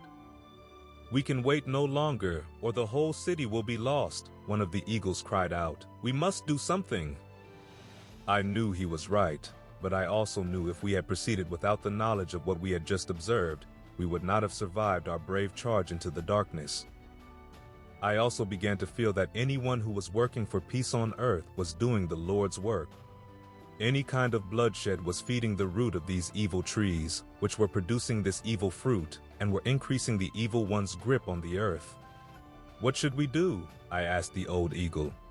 "That is why you are here," he responded. "I can give you knowledge and sometimes wisdom, but it is not my place to lead in a battle like this." "But it was my foolishness which led to this, and then I almost got us killed," I protested. "Certainly I am not the one to lead in a fight like this." "Maybe you are now humble and teachable enough to do just that," the old eagle retorted, obviously resolute that he was not going to lead, and I was. I knew there was no time to argue, so I just did what I felt needed to be done until an obvious leader appeared.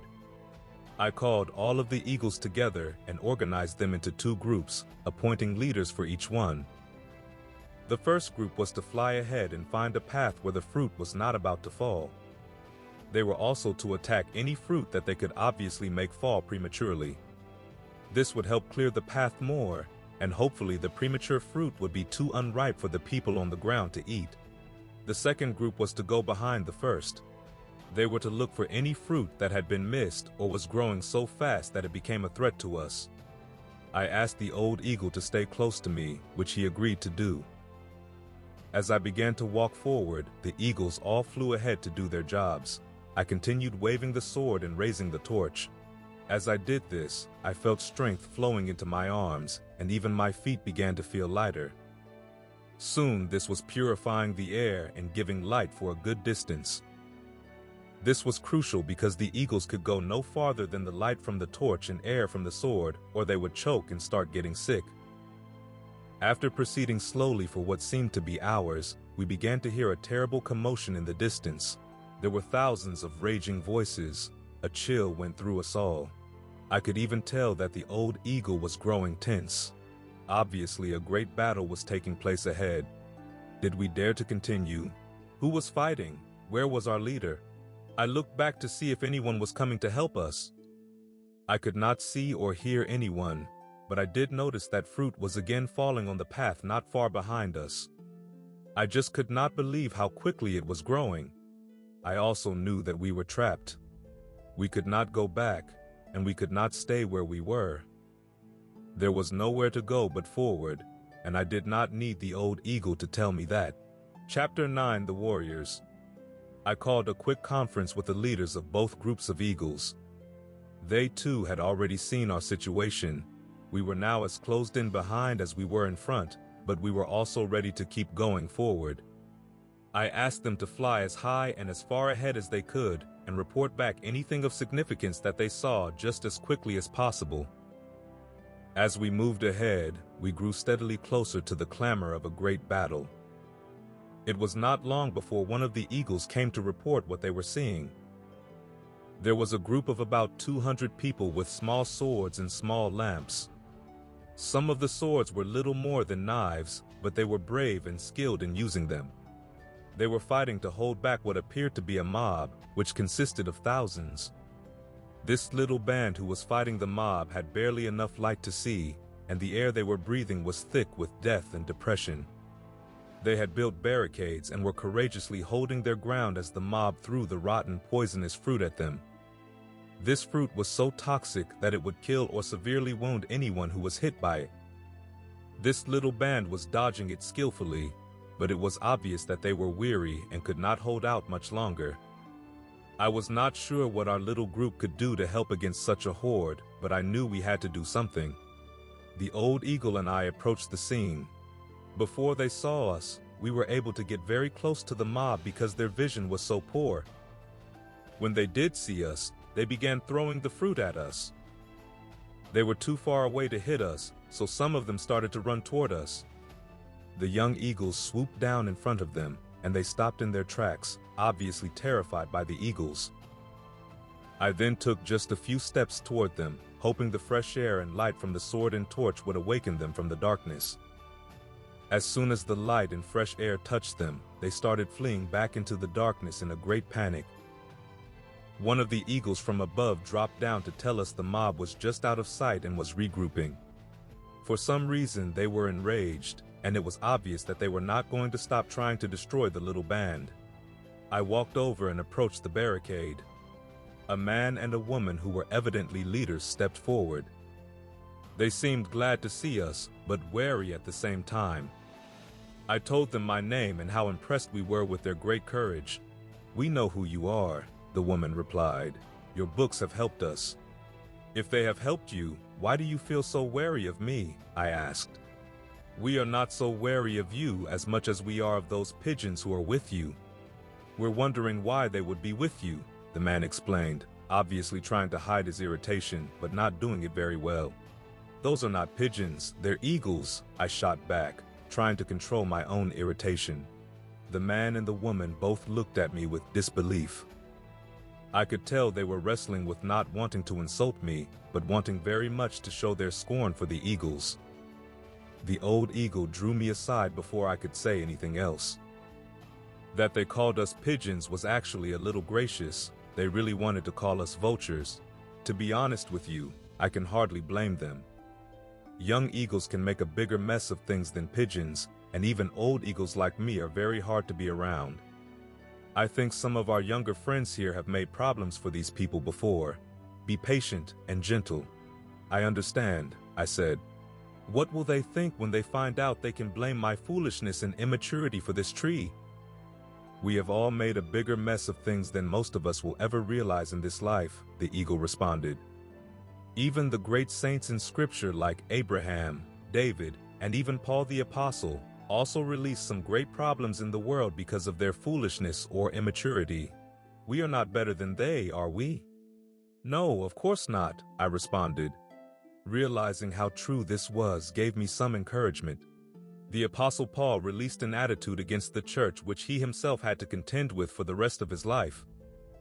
It is by the Lord's grace that he also gives us a chance to confront and destroy the evils that we are responsible for releasing, the old eagle continued. This is your chance with this tree. Our young eagle friends are being given another chance with these people because, like it or not, they will not survive without our help. This is true, but for us to get to the place where we can work together could take longer than we have. especially the way the violence is increasing out there, and this tree is still growing," I lamented. "They don't have to call us eagles. I don't even care if they call us pigeons, but we must find a way to work together," the old eagle replied. As I turned back toward the couple, they seemed a little more at ease. I could tell that the waving of my sword had cleared the air some, and the torch had brightened up the whole area. As I looked at the rest of the people, they were all looking at the eagles who were soaring nearby. "We did not know that they were real eagles," the man and woman both stated. "I'm afraid that we did much to hurt them and drove them off because we thought they were, well, I'm very ashamed, but we actually thought that they were vultures." The old eagle began to speak when one of the younger ones who had landed interjected, "We are eagles, but we know what a mess we made when we were with you. We do not blame you for thinking what you did about us or for driving us away. In fact, you did the right thing. We are the ones who should be apologizing. We're all very sorry for the trouble we caused you and what we did to your congregation." I just kept waving the sword, holding up the torch and watching. This is really what it means to clear the air, I thought. It was very touching, but I was still surprised when I turned to the old eagle and saw tears running down his face. When he saw me, he was a bit embarrassed, but apparently too happy to care very much. "I have waited to see this for many years. Few things are more beautiful than this," he offered. "I understand," I said, trying to make both of us feel a little more comfortable. "I suppose if I knew the whole story here, I would be as moved as you are." "If you knew the whole story, you would know that we are witnessing a great miracle. In fact, it is such a miracle that it gives me confidence for this battle that we have gotten ourselves into." "What do you mean, we?" "I think I am really the one who got us into this. If we're going to win, we must stand together and cover each other's mistakes," the old eagle stated. "There was an eagle present with you when you did what you did, so we are all in this together. I too knew that it could happen, but did not go to warn you. No, we are all responsible."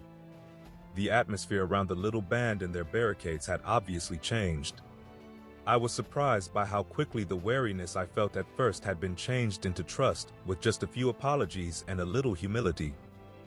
It was obvious that we could not face what was ahead if we were fighting among ourselves, and this reconciliation had to happen. I would have never dreamed it could have happened this fast. If the eagles had been offended by what they were called at first, I knew there was no way we would survive the coming battle. In fact, we could well have been fighting in two directions at once, which was sure to lead to a quick defeat. Finally, we all turned to look toward the darkness. The falling fruit was now coming down at such a rate that it sounded like distant thunder. It seemed the darkness beyond our little area was getting darker, if that was possible. I looked at the old eagle, and we both knew that we had to get going again soon. I turned to the couple and said, "As wonderful as it has been to meet you and for you to be reconciled with my friends here, we do not have much time. We must try to destroy the root of this tree soon, or the city will be lost. Please, you must not leave us," the woman cried, who was quickly followed by a chorus of many others. "You have brought us such hope and vision again. We need you and the eagles." I looked at the old eagle and knew we were thinking the same thing. If we left these people, the horde beyond the light would come sweeping back upon them. They were almost overwhelmed when we came to them, and they would not last long after we left. "What can we do for them?" I asked the eagle. "If we do not get to the root of this tree to cut it off soon, these and all of the others in this city who are fighting will be destroyed anyway. We must go on, but we can help them.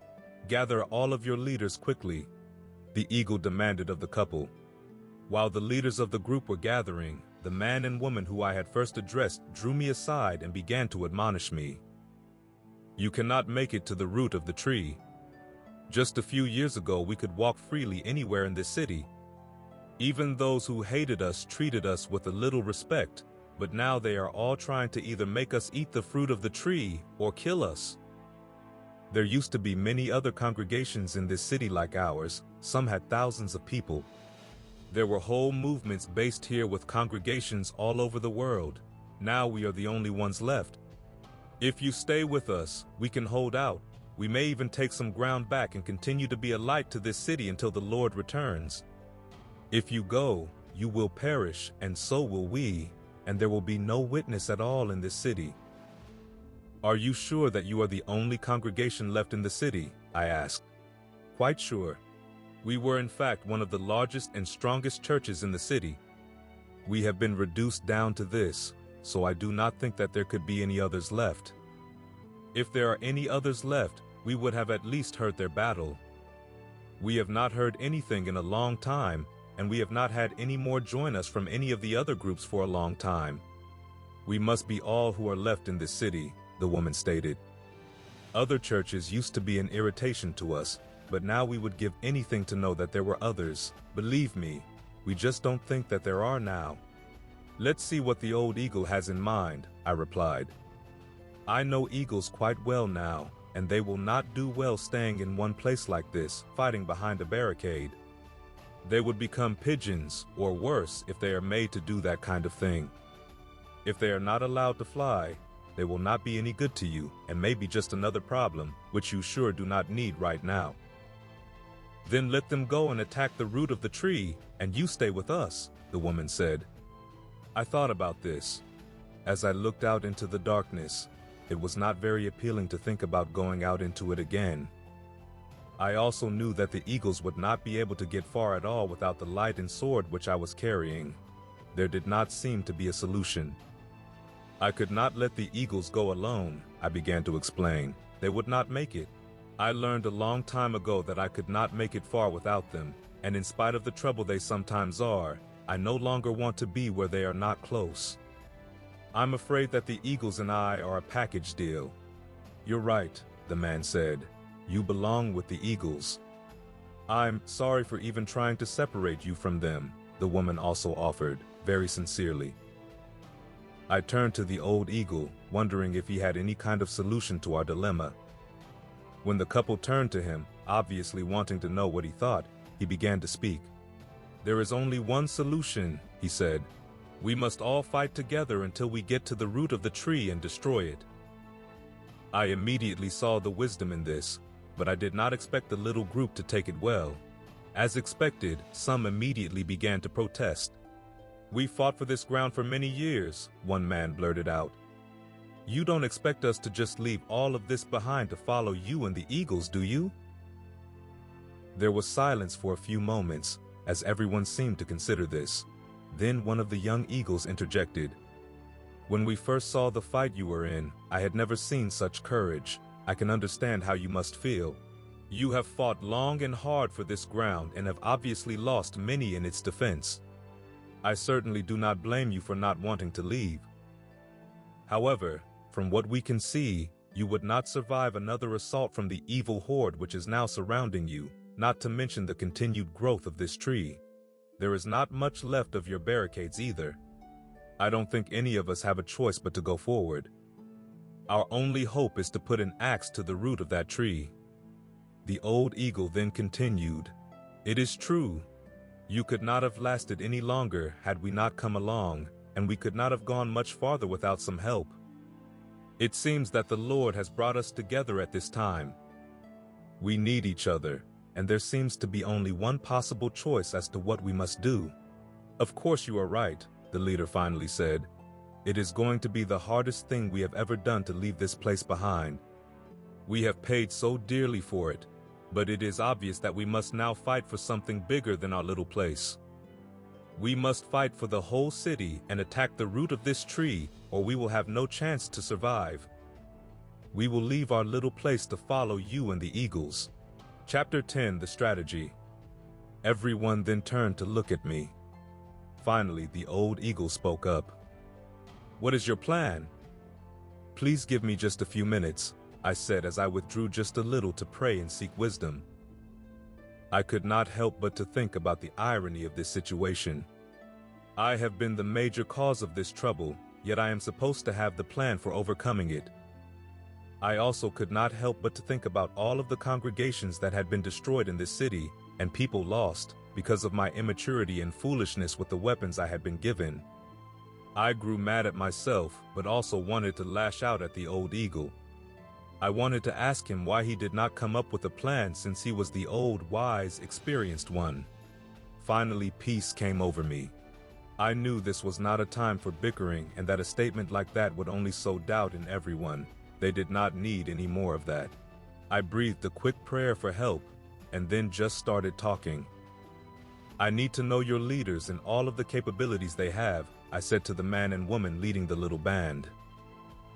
I want them formed into companies according to their weapons and abilities, and I will assign at least one eagle to each who will serve as their eyes. We will march and fight together, but we need to organize. Our unity and organization itself will help to push back this disorganized mob. I then turned to the old eagle. Get your best scouts into the air at once and have them find the weakest part of the mob where they think we can break through, and then the shortest path from that point to the root of the tree. Done, he replied, and immediately began sending the scouts out. Please report to me the information I need as soon as you get it, I said to both the old eagle and the man and woman. We would like to have this mature eagle come and help us determine our weapons and strengths, the woman asked, partly looking at me and partly to the old eagle. That is a very good idea, I responded, and the old eagle acknowledged by going with them. I then went to sit down to think and pray. When I did, the weight of what I had caused settled over me. I could not keep back the grief for all of the great churches which had been destroyed in this city.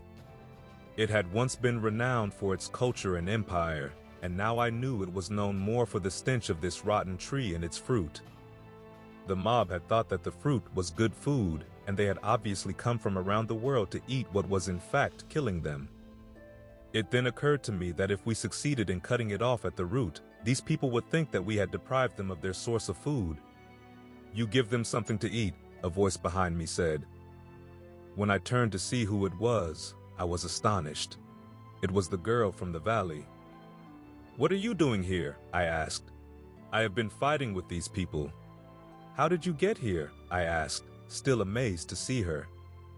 I don't think you know me, she replied. I understand that there are many who look like me in other places. You must be mistaking me for one of them. Your likeness is remarkable if you are not the same person I was thinking you were.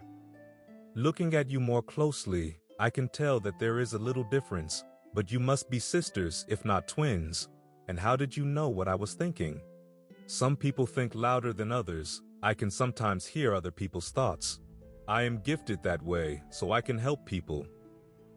I see, but you did not just hear my thoughts. You told me what to do. Where did you get that? How could I give them food to eat? My gift is to know people by the Spirit, not just by appearances. This gift awakened in me when I started spending time with the eagles. That is one of the things they do best, awaken the gifts which are in others. How did you do that when everyone here was so offended by them?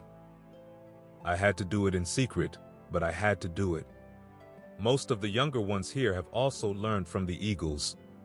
They taught us to hear the voice of the Lord.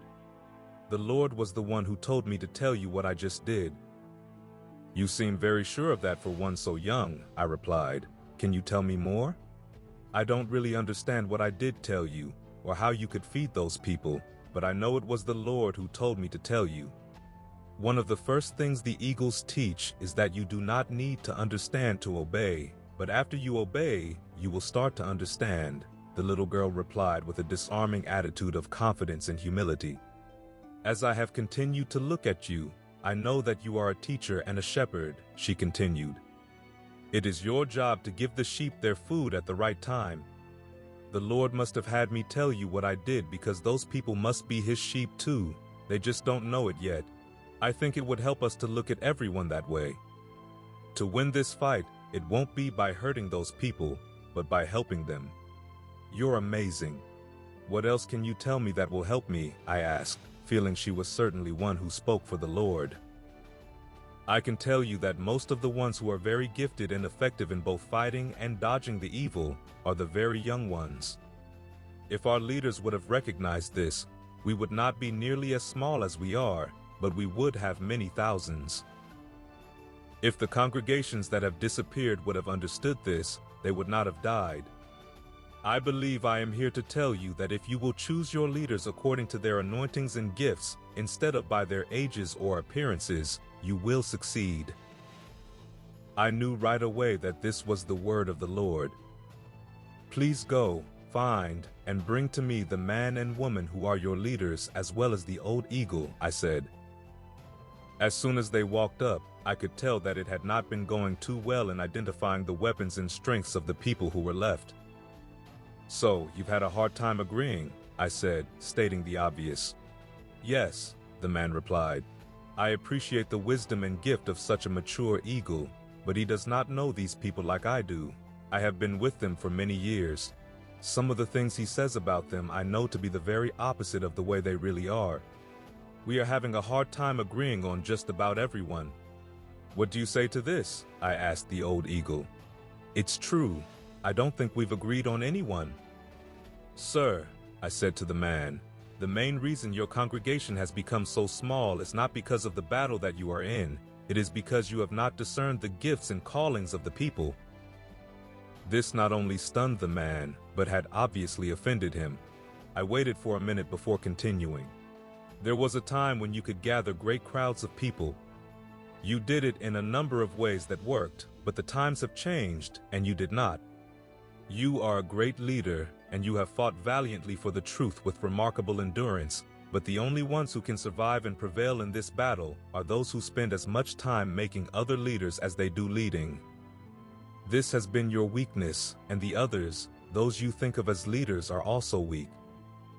I could tell the man was now even more offended and wanted to argue, but he restrained himself.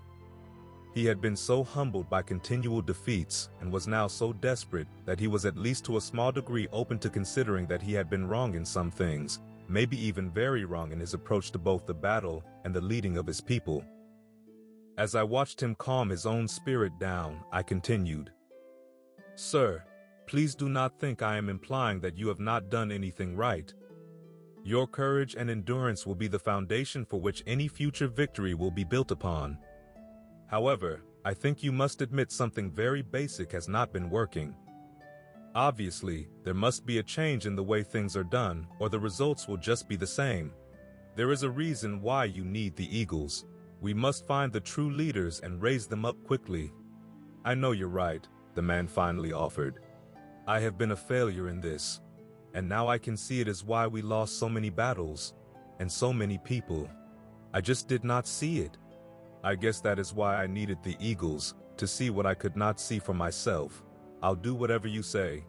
I know there must be a change, and this is obviously it. I just hope it is not too late. Again, I think you are proving to be a true leader, I said. The eagles can see, but they are not usually very good at leading. You really do need each other. For you to have the humility to acknowledge this will encourage your people, not discourage them. I do not think it is too late, or we would not be here. I have learned that when something seems impossible, the Lord is about to move. We have definitely provided him with a good opportunity to move now. We need the right strategy, but more than that, we need him, his grace, and his favor. He gives grace to the humble, and we need to all keep that in mind. You are probably the most genuinely humble one here. Now you must continue to lead your people, but we will help you. I really can see how I have missed it by not recognizing other people's gifts and letting them grow by using them, the man responded. I also have not acknowledged the leadership that others have been given. I confess that I saw them as a threat.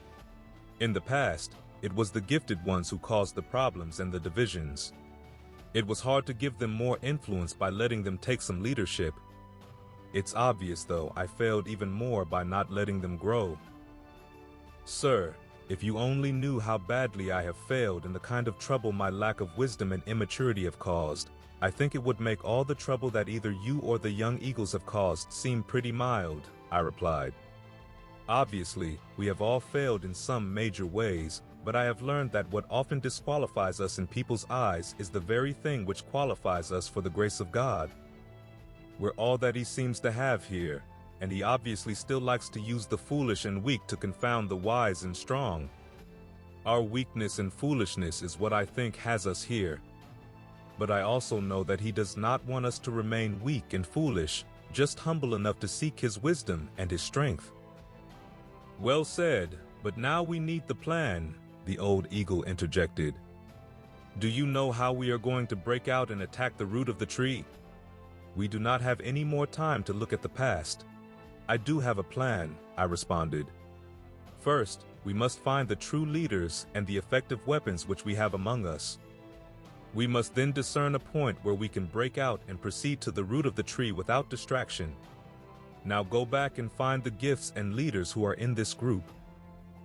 Looking at the man, I said, "Trust this old eagle and this young girl," and I directed their attention to the girl.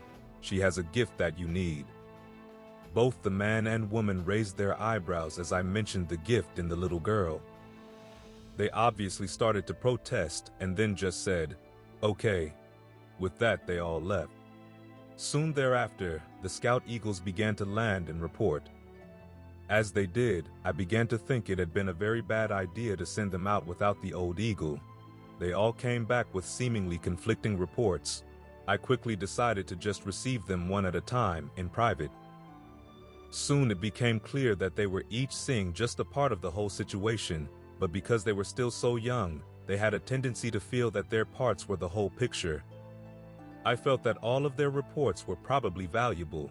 They just needed to be put together properly to get the whole picture.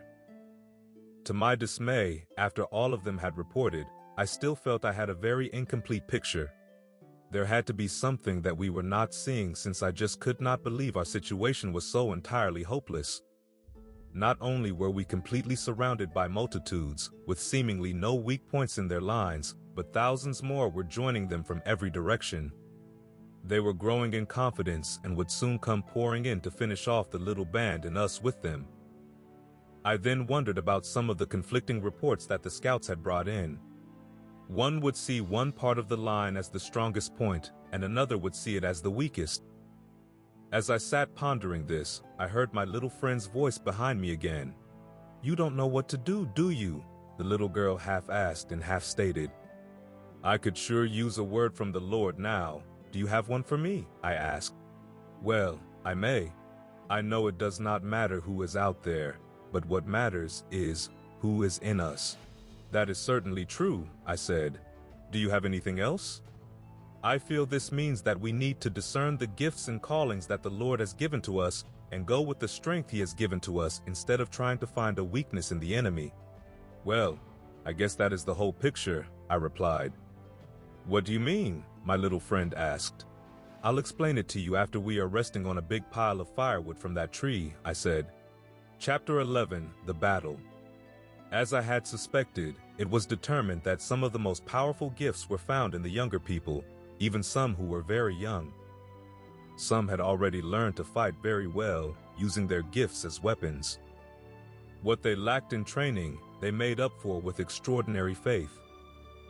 The young ones did not seem to have any doubt at all about winning the battle or cutting the tree down.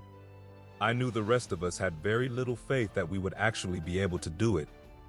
We were more or less going out to fight because we no longer had a choice. I therefore decided to place some of the children and eagles with each group of adults to fight with them side by side. I felt their main leadership at this time would be boldness and courage, which is what we really needed. The two main words of strategy that I had been given for the battle were to make decisions based on our strengths and not the enemy's. We also could not be distracted from our ultimate purpose, to cut the tree down. Our greatest strength was the torch and the sword, which I carried, so I knew I had to go first. I did not want to hesitate, so once the people were formed into companies, we prayed, thanking the Lord for all of the great things that He had already done for us, and that He always leads us in His triumph. Then, with a determination to keep thanksgiving and praise in our hearts, we started forward. I was waving the sword like the rotor of a helicopter over my head. I was also holding the torch as high as I could. I was astounded by the wind that was being generated and knew that my sword could not be generating all of it. I looked back at the advancing companies, and they had all drawn their swords and were doing the same thing I was. Many of the swords of the adults were chipped and gouged, and some were even broken, but they had a brilliance that cast off a great light.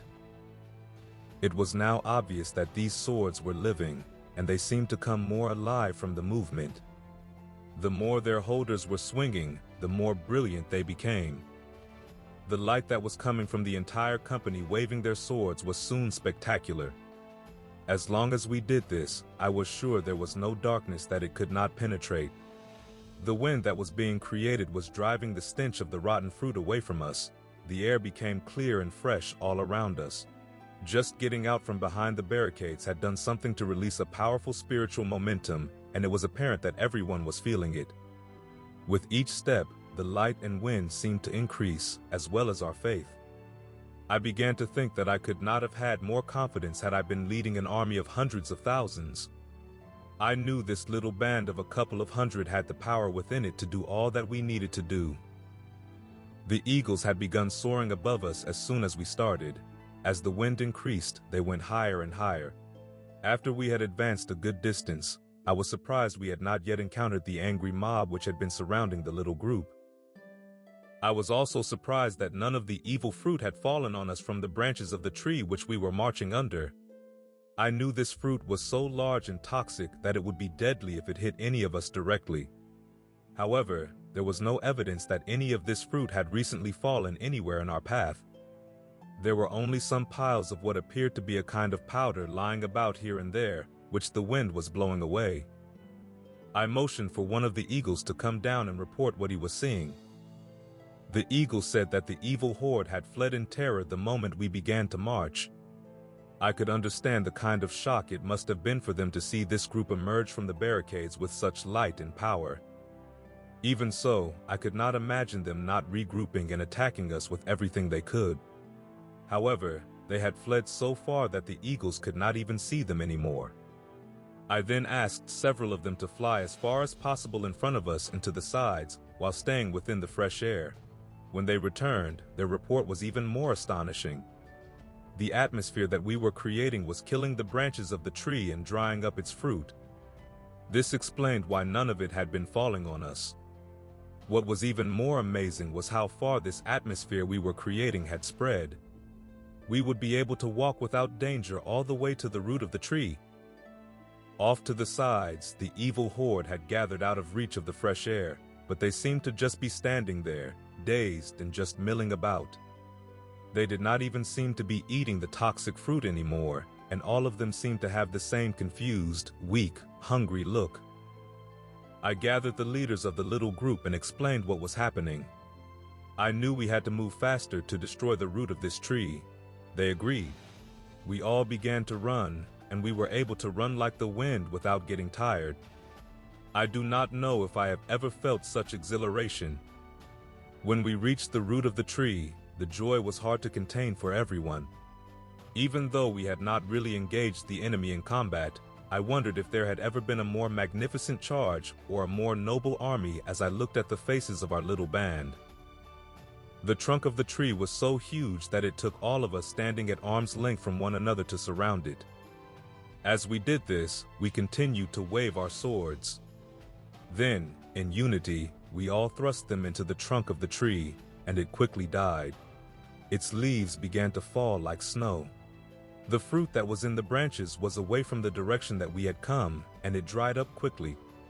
The dust of this fruit created a great cloud as it was being blown away by the wind. Then we all began to hack away at the trunk of the tree until it came crashing to the ground. Some began to cut it up, while others went after the roots and the stump. We did not stop until there was only sawdust and firewood left. Where its huge trunk had been was a great crater, but they filled it in, and soon it looked like a freshly plowed garden. I knew what I had to do. I planted the torch right where this great tree had stood. It took root immediately. It began to blossom right before our eyes. Then fruit appeared. I then gathered all of the people, and the old eagle began to speak to us. "This victory is worthy of a great celebration," he began, "but we do not have time for that now.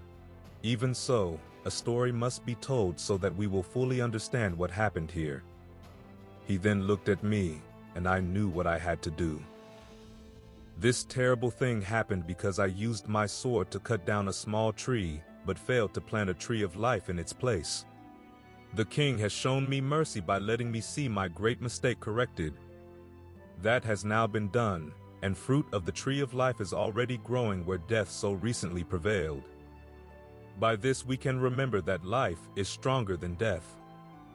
The spiritual atmosphere of a good part of this city has been changed now.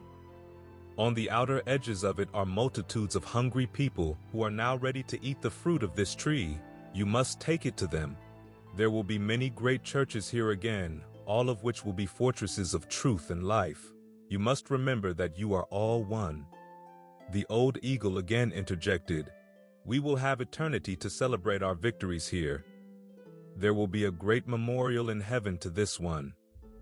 You have learned what many before you learned, that one can put 1,000 to flight and two can put 10,000 to flight. See Deuteronomy 32:30.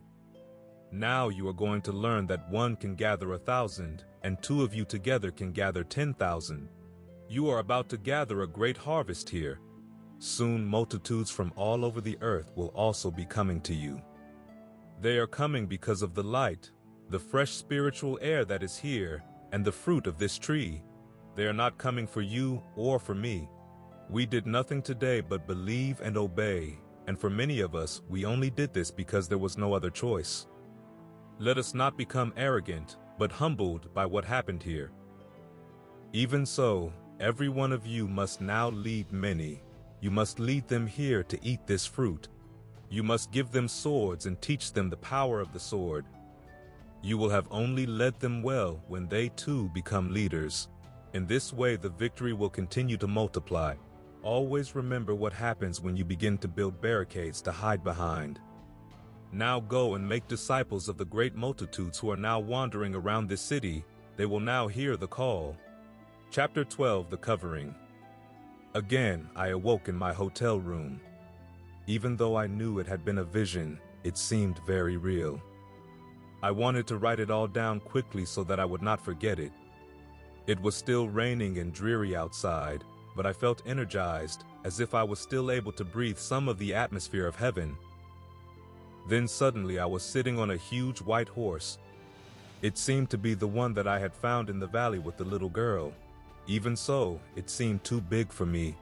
I was very high off of the ground to be on a normal-sized horse. Then I noticed the Lord standing next to me.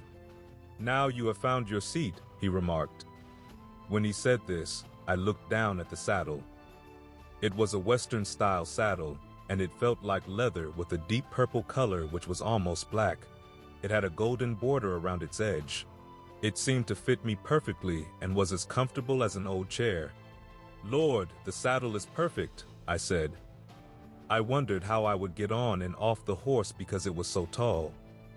Then, as I looked at the horse's feet, I saw that they were not touching the ground, but we were hovering several feet in the air. "This is not a normal horse," the Lord continued. "It can lift you above the earth.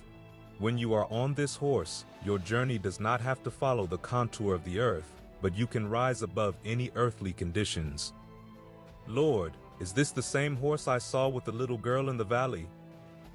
"Yes, it is the same, and it is your mission. It is from the one I will ride when I return, the one that I was given by my Father. They are given to those who are preparing the way for my return. Many have ridden them in the past, and many must yet ride them in your time. This is the mission that has been given to you from above. When you have learned to ride this horse, you must then teach others how to ride their horses." I thought about the little girl in the valley and the one who had just fought with us to kill the evil tree. They were already great warriors and wise far beyond their years. If there are many like them, I knew they would soon be the greatest spiritual force the world has ever known. I also knew that this horse was capable of wonders I could not yet even imagine. I wondered what an army of children would be like if they all had horses like this. "You live in the day of great wonders," the Lord said, taking the reins of the horse in his hand and beginning to walk. "Heaven is a place of continual marvel and awe, and those who I am about to send forth will bring many of those wonders to the earth. The children that you are about to meet are for signs and wonders. They will soon go forth to my last mission on the earth before I return." When we had gone just a few feet, we entered a great hall. There was a long line of people on either side as we passed, and they were all dressed in various clothes from different eras. When we came to the center of the hall, we stopped, and all of the people gathered in front of us. These are the ones who helped to prepare you for your purpose. You have received from their teachings or from their stories. They are your witnesses. You are representing them as you are me, just as those you have a part in preparing will also represent you. We are all one in the great purpose of the Father, the restoration of man and the earth to their purpose. As I sat on the horse, each one of these people came up to the Lord and bowed and then looked me in the eye and gave me a word, such as, "Be strong, be fearless, be gentle, love your neighbors, follow the king." This went on for what must have been several hours, but I would have liked for it to last longer. I felt a special bonding and impartation as I looked at them and they spoke to me. Some I was quite sure I recognized, and others I had no idea what their names were, but I still somehow knew them. I especially watched them as they approached the Lord. It was obvious they were all his special friends and were great friends with one another. It was a glorious experience to be with them and to be spoken to by them. I had a yearning in my heart to be one of them. There was a nobility and grace upon them which was far beyond mere human elegance. When the last one in the procession had finished, the Lord turned to me and said, "You will join them soon enough, but you have work to do first. They are not complete without you, neither are you complete without them. This is also true of those who are to be called through you and the messengers in your time. Their words will help to keep you on the path that has been chosen for you. You can also give their words to others to keep them on their path. All of those who have life have come from me."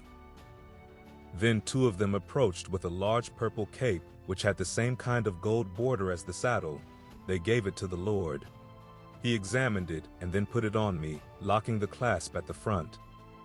It was so large that it not only covered me, but covered the horse's entire body. I looked around at the crowd and then looked back at the cape. I was astonished that it was now a bright red. When I closed my eyes and opened them, it had turned into a blue more glorious than I had ever seen. I closed my eyes again and opened them, and it had turned to a pure white. All of these had the same gold border. "This is your covering," the Lord said. "It will cover you and your mission. Only here can you see it as you do now. In the realm of earth it looks very different. On earth it is very humble. This is what protects your heart and the heart of your mission. As long as you wear this, you will walk in my grace and authority. Remember this cloak as it really is. It will protect you from the coldness of the evil times that you must walk through." Then the Lord motioned for me to step down from the horse, which knelt low for me to do so. I knew that I should also kneel, and did so. The Lord handed me the reins as I knelt down beside the horse. Then the Lord poured oil all over my head and began to rub it into my hair like shampoo. "This is the oil of unity," he said as he continued to rub it in. As he did this, I felt the oil penetrate deeply within my mind. Peace and clarity took the place of my usual raging thoughts, which often seemed out of my control. Then I felt the love which I had felt just a few times before. This love caused me to love everything deeply that I looked upon. Of all of the glorious experiences I had received in the heavenly realm, this love was the most wonderful of all. I did not want the Lord to stop until this love had penetrated every cell of my being. I desperately wanted to keep this feeling. Then the Lord stopped, long before I was ready. "This oil of unity is the anointing," the Lord started as he lifted me to my feet to look me right in the eyes. "What I have given to you, I give to all of my people. I pour my anointing on each one to cleanse their minds. However, where you must walk on the earth, there is much dust and dirt, which will be thrown at you every day. You must learn to come to me to be cleansed again whenever your mind has been soiled. As you do this often, you will not be able to stand any of the filth in this world in your mind, but you will love the purity and clear vision which comes only by this anointing of the Holy Spirit. Holiness is the nature of heaven, and it must be your devotion. True holiness is true love. True love cannot come without true holiness, and true holiness always causes you to love, not condemn. You can come to me as often as you want for this oil. As you wear it and touch others, they too will want to be clean. Chapter 13, the council is called. Suddenly I was standing in the valley again. The beautiful little girl was still there, fighting. She was bruised, bleeding, and covered with dirt. Even so, as she looked up at me, I could see her eyes were as filled with fight and resolve as when I had left her. I looked down at my cloak, now a simple brown, humble fabric. Under it, I saw a flash of armor. I had the sword and a flask, which contained the oil. I poured some of this on the edge of my cloak and began washing the little girl's face. She looked deeply into my eyes with a seriousness uncommon for any child. "They are coming faster now," she started. "They are making more progress than ever before because they are not fighting as much among themselves. I do not know if we can hold this valley long without help." "Help is coming, but I must first teach you to ride the horse," I answered. She looked past me to the horse, which was standing just behind me. "Have you learned to ride him?" she asked. "No, I have only sat upon him." "We must learn together," I responded. The clamor from the evil horde rose to a terrible crescendo. With that, I poured the rest of my oil on her head and began to rub it in. I looked down at what should have been an empty flask, but it was full again. I kept pouring it on her until she seemed to be clean. I then lifted her up on the horse and handed her the reins. "You are going to have to learn to ride this horse in the middle of a battle," I said. "Then I shall feel quite at home," she responded. "I don't think I have ever known a time in my life without battle." This touched me deeply. I felt very sorry for this young girl who had already been through so much. I thought that she may truly have never known peace or rest from the struggle in her entire life. A deep desire came over me to take her away to a place where she could just be a little girl, be in a family, play little girl games. "Don't even think about it," a sharp, familiar voice behind me said. It was the old eagle. There was such a fierceness in his eyes, which seemed even greater than when he was in battle. I also noticed the girl seemed to know him, since she did not seem at all surprised by his presence or that he was speaking. Many children are called to a life of battle on this earth. It is their destiny, and you must not rob them of it. Those who fight here like she is doing will have a reward which they can enjoy for eternity, but here she must fight. Were my thoughts so far out of line? I protested. I was just feeling a little sorry that one so young had to go through so much. I don't think I could endure it if one of my own daughters had to go through so much. What is wrong with my feeling this way about her? The attention of all three of us was drawn to the clamor of the evil host, which was now very near and obviously advancing. Then the old eagle looked at me with an unrelenting fierceness in his eyes, which I will never forget, as he continued. "The power that is in her is as great as the power in you. The wisdom and faith to use the power within her has in some ways been greater than yours. You will not last long in the fight without her, and she also needs you. I warn you, do not show her pity.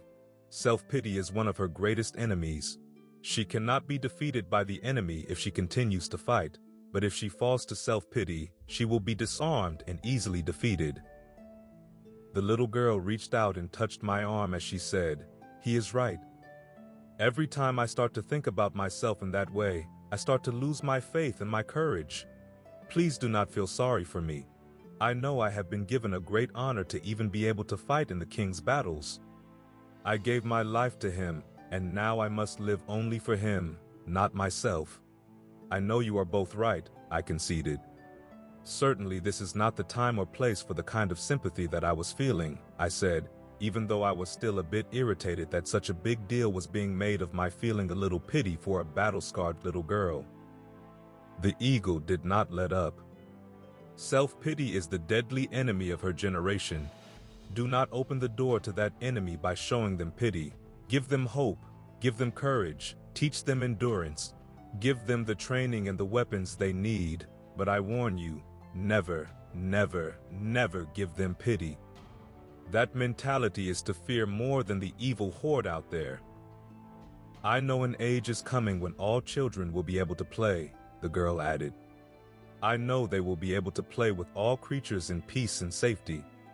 Then love, joy, and peace will be the happy abode of all. I have seen this in my dreams, and I have read it in the scriptures. I am fighting so this day will come. My reward will be to see that day come. That hope is more important to me than children's games. By fighting this fight, I will live a life full of more adventure and glory than any child who dwells in a life of play and fantasy. I should be feeling sorry for them, and I do. Of course you are right, I confessed, now feeling very adequately chastised. I really am going to have to become like this child to enter the kingdom, I thought to myself. Now we have important business, the eagle began. The great council of apostles and elders is about to convene here. This has not happened since the 1st century. It will mark the beginning of the transition from this age to one which is to come. They will come together here. They are to drink from this stream for which you have been fighting. I looked around in disbelief. It did not look very likely that anyone would be able to drink from this stream for very long, as the evil horde was already within bowshot of it and getting closer. The look on the eagle's face told me he had discerned my thoughts, but he continued as if he had not. When this council meets, we will not be far from the last battle in which those things that must yet be fulfilled will come to pass. Each who is coming represents streams which will water the earth. They are all seasoned warriors who have fought long and with great courage, but few of them have yet seen a victory. Many have lost their own streams, and some will come here badly wounded. Are there no better places than this for such a council? I asked, thinking that this was no place to bring the badly wounded or those who had never seen a victory. The old eagle looked around carefully before answering. No, this is the best place. I have already invited them to come, and they are on their way. I expect them to start appearing very soon. Sir, I don't want to be talking so much when it seems that we should be fighting, but how are they going to get here? We are surrounded. And what about the badly wounded? Won't they get even more wounded here, not to mention killed? I asked, still disbelieving that this could be the right place for such a council to be held. This is just as good and safe a place as where the first council met in the 1st century, the eagle stated. The wounded will begin to be healed in this council. These are all great warriors. After this council, they will never again retreat before the enemies of the cross. The fellowship of courage and devotion which they will find here will be their food, and the waters of life which flow through this stream will be their drink. This is the table set for them in the presence of their enemies. Shrieks from the evil army rose to such a pitch that I could not hear the eagle anymore. A great cloud of dust rose and then descended on us so it became hard to breathe or see. I instinctively drew my sword and began to wave it. The dust retreated before it as if it were a giant fan. Soon I could see the horse, the girl, and the eagle. We were all looking toward the continuing shrieking and clamor coming from the west. I was astonished as 2 old gentlemen emerged from the cloud of dust, walking right through the evil host as if on a Sunday stroll. The horde would run at them screaming, screeching, and hurling arrows, which the old men easily deflected with their large and brilliant shields. They seemed completely unperturbed by the attacks. If they just looked in the direction of the evil ones, they retreated in a great panic.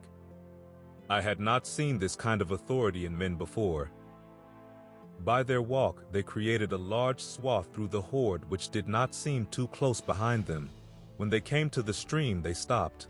One bowed to drink while the other stood guard. When they had both finished, they continued walking up to us. The 2 older men were probably in their 70s but were extraordinarily fit. They did move a bit slowly because of their old wounds, not because of their age. Even so, their authority and presence was so great, I felt as if an army had reinforced us. The eagle bowed low as they stopped in front of him, and they did the same. There was an obvious mutual respect and affection between them. They then looked at the horse and girl. She dropped to the ground and also bowed. They did the same with genuine respect for her. "We have heard much about you," one of them said to her. "No doubt you are well known not only on earth, but in both heaven and hell as well. We are very pleased to meet you." I think it was the first time that I had seen this brilliant little girl smile as she replied, "I never dreamed that I would actually meet you, but having you come here has made all of the battles for this place certainly worth it. It is mostly because of you that a great council of warriors, prophets, and wise men are about to gather here," one of the elders replied. "All who have heard of your courage and endurance have wanted to come to this place to help you. The battle will soon rage all over the earth. You have inspired those more than you will ever know to fight with courage and endurance regardless of what they face. Your friend the eagle has made you very famous. I now know just by looking at you that every word he has spoken of you is true." As I watched the two old gentlemen, I felt almost as if I was in the presence of the king himself. I thought if there were only a few more like them, and a few more like this little girl, there would not be a battle that we could not win. Obviously hearing my thoughts, the old eagle turned to look at me as he responded, "You thought you were alone, didn't you? There are many more like these and thousands more like you. There is more evil than you are aware of too. But of this you can be sure, the king will be victorious, and some of us here will still be fighting when he comes into his kingdom. The struggles we have known until now, we will soon consider skirmishes as the great battle unfolds. Blessed are those who have been chosen for the honor of fighting this great fight. Now the great wonders will begin." "Who is this?" one of the elders said, looking toward me as he asked the eagle. I too waited to hear his reply. The sound of rain beating against the windows woke me up. I laid there for a few minutes listening. As I did, I could hear in the rain the sound of many feet marching. I knew the veil between the earthly and heavenly realms was getting thinner, and the bridge between them was becoming stronger. "To walk in truth, you must live in both worlds," a voice said. I desperately wanted to return to my dream. I wanted to see the little girl again, the eagle, and the elders I had just met. Then a great sense of knowing came over me. The dream was real. I already knew or was going to meet everyone who was in my dream. I would fight in the great battle with them. All who follow the king in this time will soon know an adventure greater than any tale, greater than any dream. Chapter 14, The Battle Begins. Months later, I sat in a chair listening to the rain beat against the windows. I could hear in it the clamor of the evil horde growing. I was again in the middle of it with my companions as the evil ones pressed in all around us. Obviously, they would soon overrun the place where we stood. The two elders surveyed the scene, both continuing with a remarkable peace. "We must make room for the others," one of the elders said as the other nodded his agreement. "Take these vessels and fill them with water," one of them said while looking straight at the girl and me. We did as he said, and then he told us to go and give it to those in the evil horde closest to us. The situation was so desperate that we did not have time to question his strange orders but just obeyed, thinking that there really wasn't much to lose. When we offered our enemies a drink, it stunned them so that they stood still and a great hush came over the place. Not knowing what else to do, they drank what we gave to them. They drank with such a rabid thirst that we were soon rushing back and forth for more of the water. The others around them also seemed to suddenly realize their own thirst and began begging for the water. Everyone who tasted it wanted more. Quickly, we were so overwhelmed that all we could do was to direct them to the stream and invite them to drink. Expecting them to plunge into the stream, I was astonished at how they treated it with great respect, bowing down and drinking but being careful not to even brush dirt from the banks into it.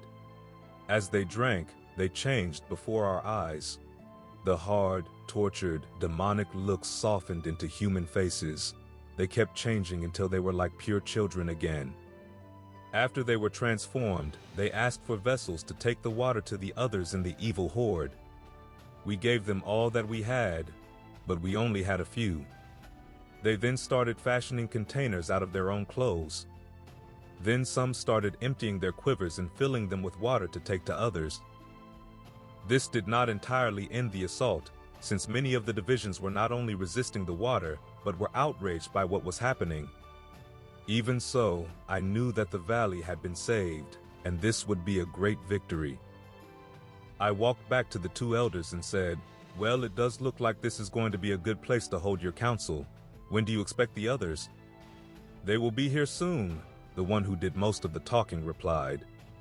"They all respond to the sound of battle, and certainly they heard the clamor of this one. I'm afraid if they do not get here soon, they will be sorry that they were not at least able to contribute a little to this victory." "Who could have thought that just offering them a cup of this water would have accomplished so much?" I continued, truly amazed at what was taking place. "The weapons of our warfare are not natural, but are divinely powerful. Their strength is in the life and nature of God.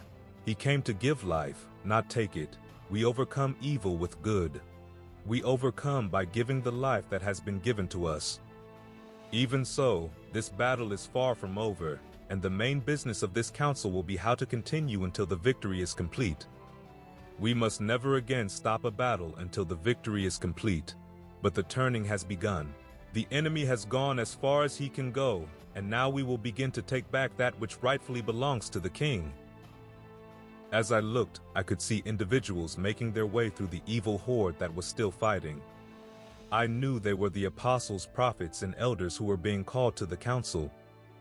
They all seemed to walk in complete disregard of the threats and clamor of the evil horde surrounding them. Their walk through the midst of such evil was majestic beyond description. They stirred the horde to a frenzy, but I could tell those who had tasted of the living water marveled at this sight. The awe and respect for them was evident on the faces of the newly changed people, which told me that they would be willing to follow these leaders. Certainly, this is the beginning of a great army who would never again retreat, I thought. "Certainly it is," a voice beside me said. "This is the beginning of what we have all been waiting for," the old eagle continued. "Just seeing this, the beginning, has made it all worthwhile."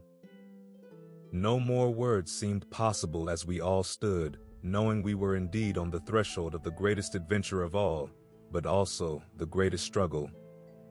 Those who dream dreams and those who see visions would soon see their dreams and visions fulfilled. The last battle had begun. The warriors who had been prepared for this day would all soon be mobilized. They responded to the sound of battle, and the whole earth would soon hear the sound of this one. The end.